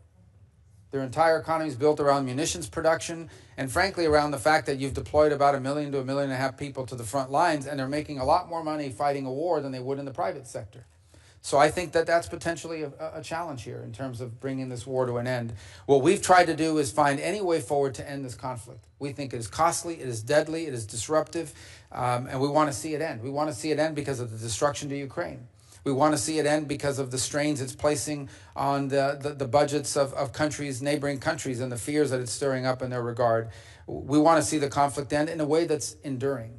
Meaning not a peace that lasts 3 months and then restarts again, but something that's enduring, that both sides could live with for a long period of time without it restarting again. And that's hard. There's a reason why. This an effort that I wish would have started 2 years ago, but it's starting now. We've done the best we can because we are able to talk to both sides. Obviously, only one side is getting American aid, and only one side is receiving American sanctions. But nonetheless, we think it's important to preserve our ability to talk to both sides. The president is fully aware and has intimated on a number of occasions that he has options available to him in the sanctions field that he could pursue if, in fact, he determines that Putin is not interested in negotiating. But by the same token, I think the president is very committed to ending the dying, ending the bloodshed, ending the destruction, and he wants to preserve, as long as he possibly can, the opportunity to influence both sides towards peace. The minute you do certain things, your influence over one of the two sides to at least lead to peace really diminishes. And then we're back to where we were in January when he went into the White House, which is with no one had a clear path forward. I mean, there had been no... The first time Russians and Ukrainians have actually met directly and spoken was 3 days ago in Turkey. They had not spoken since the Istanbul process in 2022 had failed. So there are 1,000 prisoners that are going to be released from both sides from a humanitarian standpoint. That's good. What we haven't seen yet is moves towards peace. It's our understanding that the Russians are going to write up terms for what they would require in order to reach a ceasefire that then would allow broader negotiations. We await those terms, and then we'll have a much better understanding about Mr. Putin's calculation once we see what those terms look like. So to quote you, the jury's still out. These are complex conflicts, obviously, that are difficult to bring to bear, and there are a lot of other things playing at stake. But I do think that whatever offer Russia puts on the table, if in fact they do, as they said they were going to do, they put an offer on the table and say, if this happens, we agree to a ceasefire and further negotiations. I think that offer will tell us a lot about their intent here in the short term. Well, I applaud your and President Trump's efforts to try to bring a ceasefire and hopefully a peaceful outcome to this terrible bloodshed, which has devastated both sides, the Ukrainians and the Russian people. Since you wear multiple hats, including as the archivist and Secretary of State, one of those that you wear is the National Security Advisor, and I want to talk a little bit about the Indo-Pacific and the threat that we face from a potential conflict there. I am delighted to hear President Trump repeatedly say he believes in peace through strength. And I think is exactly right. I think that's exactly the right approach. But I worry that the United States and our allies are not ready for what could be a conflict initiated by President Xi as early as 2027, when he's instructed the People's Liberation Army to be ready to take Taiwan. General Douglas MacArthur said these words which sort of haunt me in this connection. He said, "The history of failure in war is almost always to be summed up in two words: too late. Too late in comprehending the deadly purpose of a potential enemy, too late in realizing the mortal danger, too late in preparedness, too late in uniting all possible forces for resistance." I don't believe we are ready at this point, but can you share with us your view and the administration's view of what we need to do in order to establish that deterrence that comes from peace through strength in the Indo-Pacific? Yeah, in the most simplistic terms, we have to make the benefit of a Taiwan event for China, we have to make the benefit of it less than the costs. In essence, it has to cost more than what it's worth in order to do something like that, and deterrence is the key to that regard. And I think deterrence obviously begins with Taiwan's own self-defense capabilities. And the harder they are to take militarily, the more time I think they buy for themselves in that regard. I think it continues by having a credible regional deterrent, not just the United States, but Japan and other allied countries around the world, and an increased interest in the Indo-Pacific, by the way, from our European allies. I was at the NATO Foreign Ministers gathering over the last week in Turkey, and multiple member states raised their concerns about the Indo-Pacific and what it would mean for the European continent if there were a conflict there. So I think that also underpins why it's important. We have to understand that anytime there's a conflict in the Middle East or a conflict in Europe or what have you, that we have to dedicate resources and time to that. That's time and resources that we're not dedicating to the Indo-Pacific. We would like to be able to do all things everywhere, but the fact of the matter is there are finite resources and there's only 24 hours in every day. And so it would be of great benefit if we were able to conclude the war in Ukraine and with Russia and Ukraine, if we were able to establish some stability and peace in the Middle East, if we were able to deal with these issues, it would allow us to focus more time, energy, and frankly, resources on some of the challenges we face in the long term with regard to the Indo-Pacific and other parts of the world, but particularly the Indo-Pacific. Thank you, Senator. Senator Cruz. Thank you, Mr. Chairman. Welcome back. When you were last testifying before this committee, you and I talked about water in South Texas, and we talked about the 1944 Water Treaty. As you know well, South Texas has, for the last 4 years, faced a severe drought, and that drought has been substantially exacerbated by the conduct of the government of Mexico, and in particular, its repeated and flagrant violations of the 1944 Water Treaty. Under that treaty, Mexico is obligated to provide 350,000 acre-feet of water each year to South Texas. Mexico was breaking that treaty, and there were 1.3 million acre-feet of water in arrears. As a consequence, South Texas is facing a massive drought. South Texas farmers are putting out of production up to half their acreage. They're laying off workers. Last year, the only sugar mill in the state of Texas closed because sugar farmers could not get the water to grow their crop. And you committed at that hearing to work with me and assist in pressuring Mexico to comply with that treaty. In the months since then, you have followed through on that commitment. You have leaned in vigorously with the government of Mexico. Your deputy, Chris Landau, has done the same thing. Agriculture Secretary Brooke Rollins has done the same thing. And then critically, President Trump put out a public statement on Truth Social, making clear to Mexico that there would be serious consequences, sanctions and tariffs if they did not comply with the water treaty. I will say, as a result of the president's leadership and your hard work, we've had a major victory for South Texas, and Mexico has committed to providing 400,000 acre-feet of water, which is desperately needed.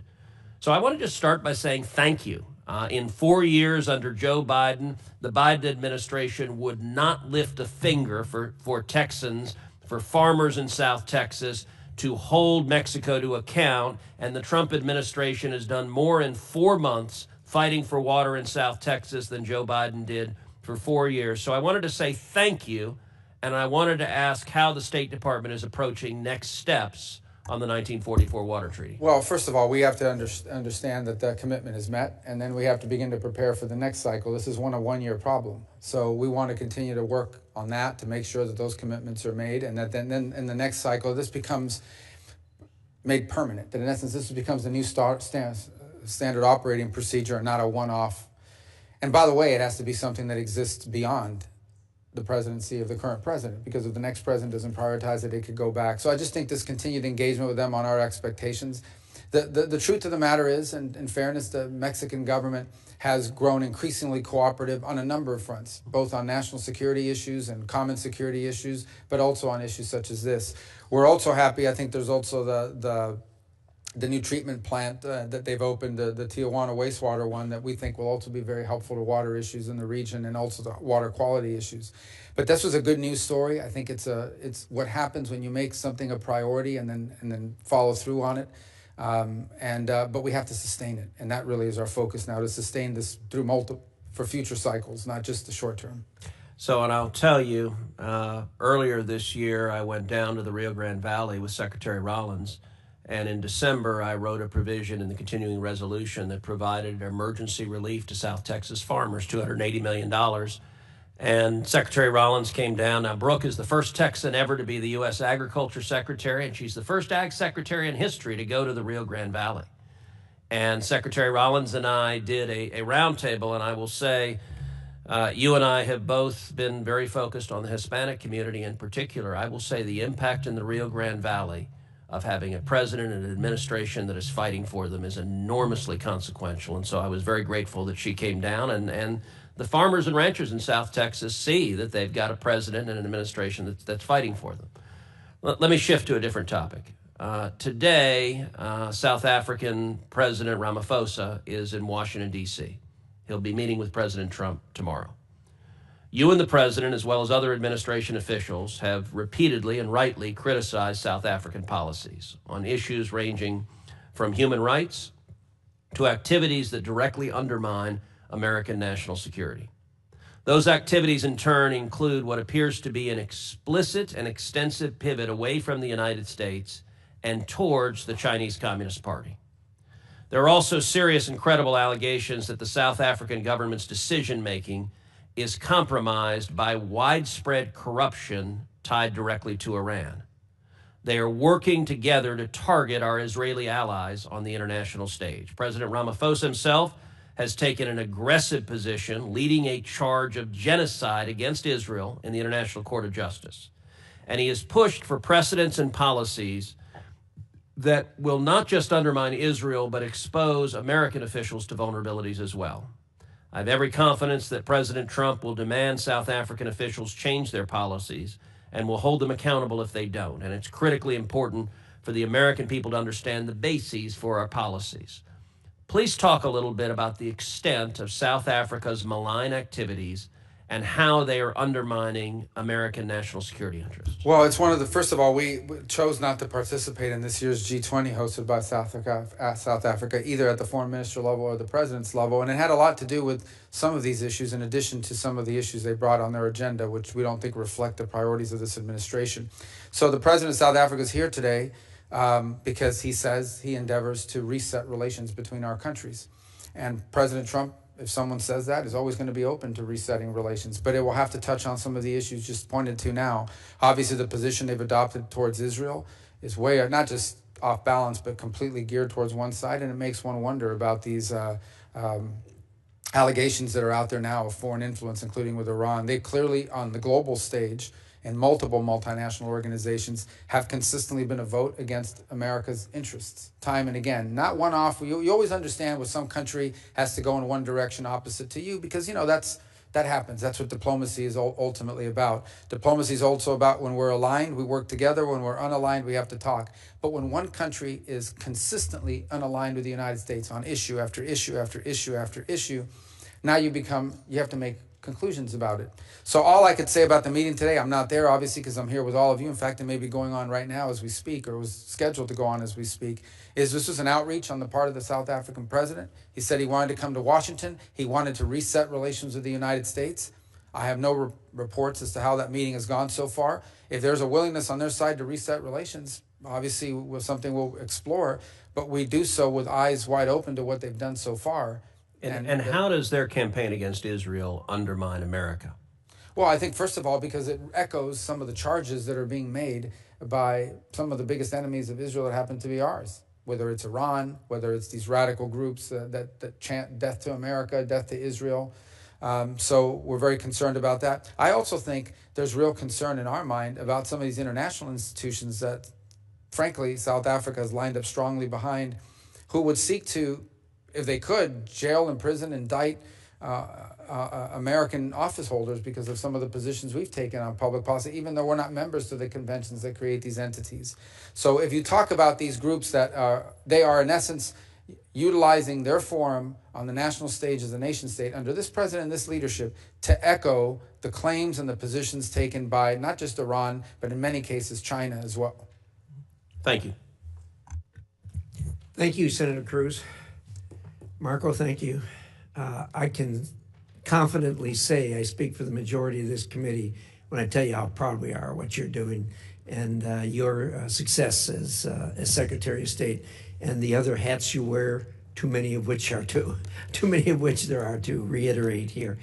And I'm sorry that there were intemperate remarks here, as happens from time to time in the committee, but you know how that goes. You've served here. But thank you.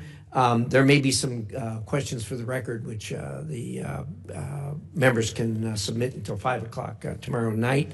And we hope your responses will be as quickly as possible to any of those. With that, again, thank you so much for appearing here. Thank you for your time. I have finally figured out how to stop the protests from happening here. They haven't happened, except when you've been here. So maybe there's some way we can, maybe there might be some reference between the two. In any event, thank you so much. And with that, the committee is adjourned.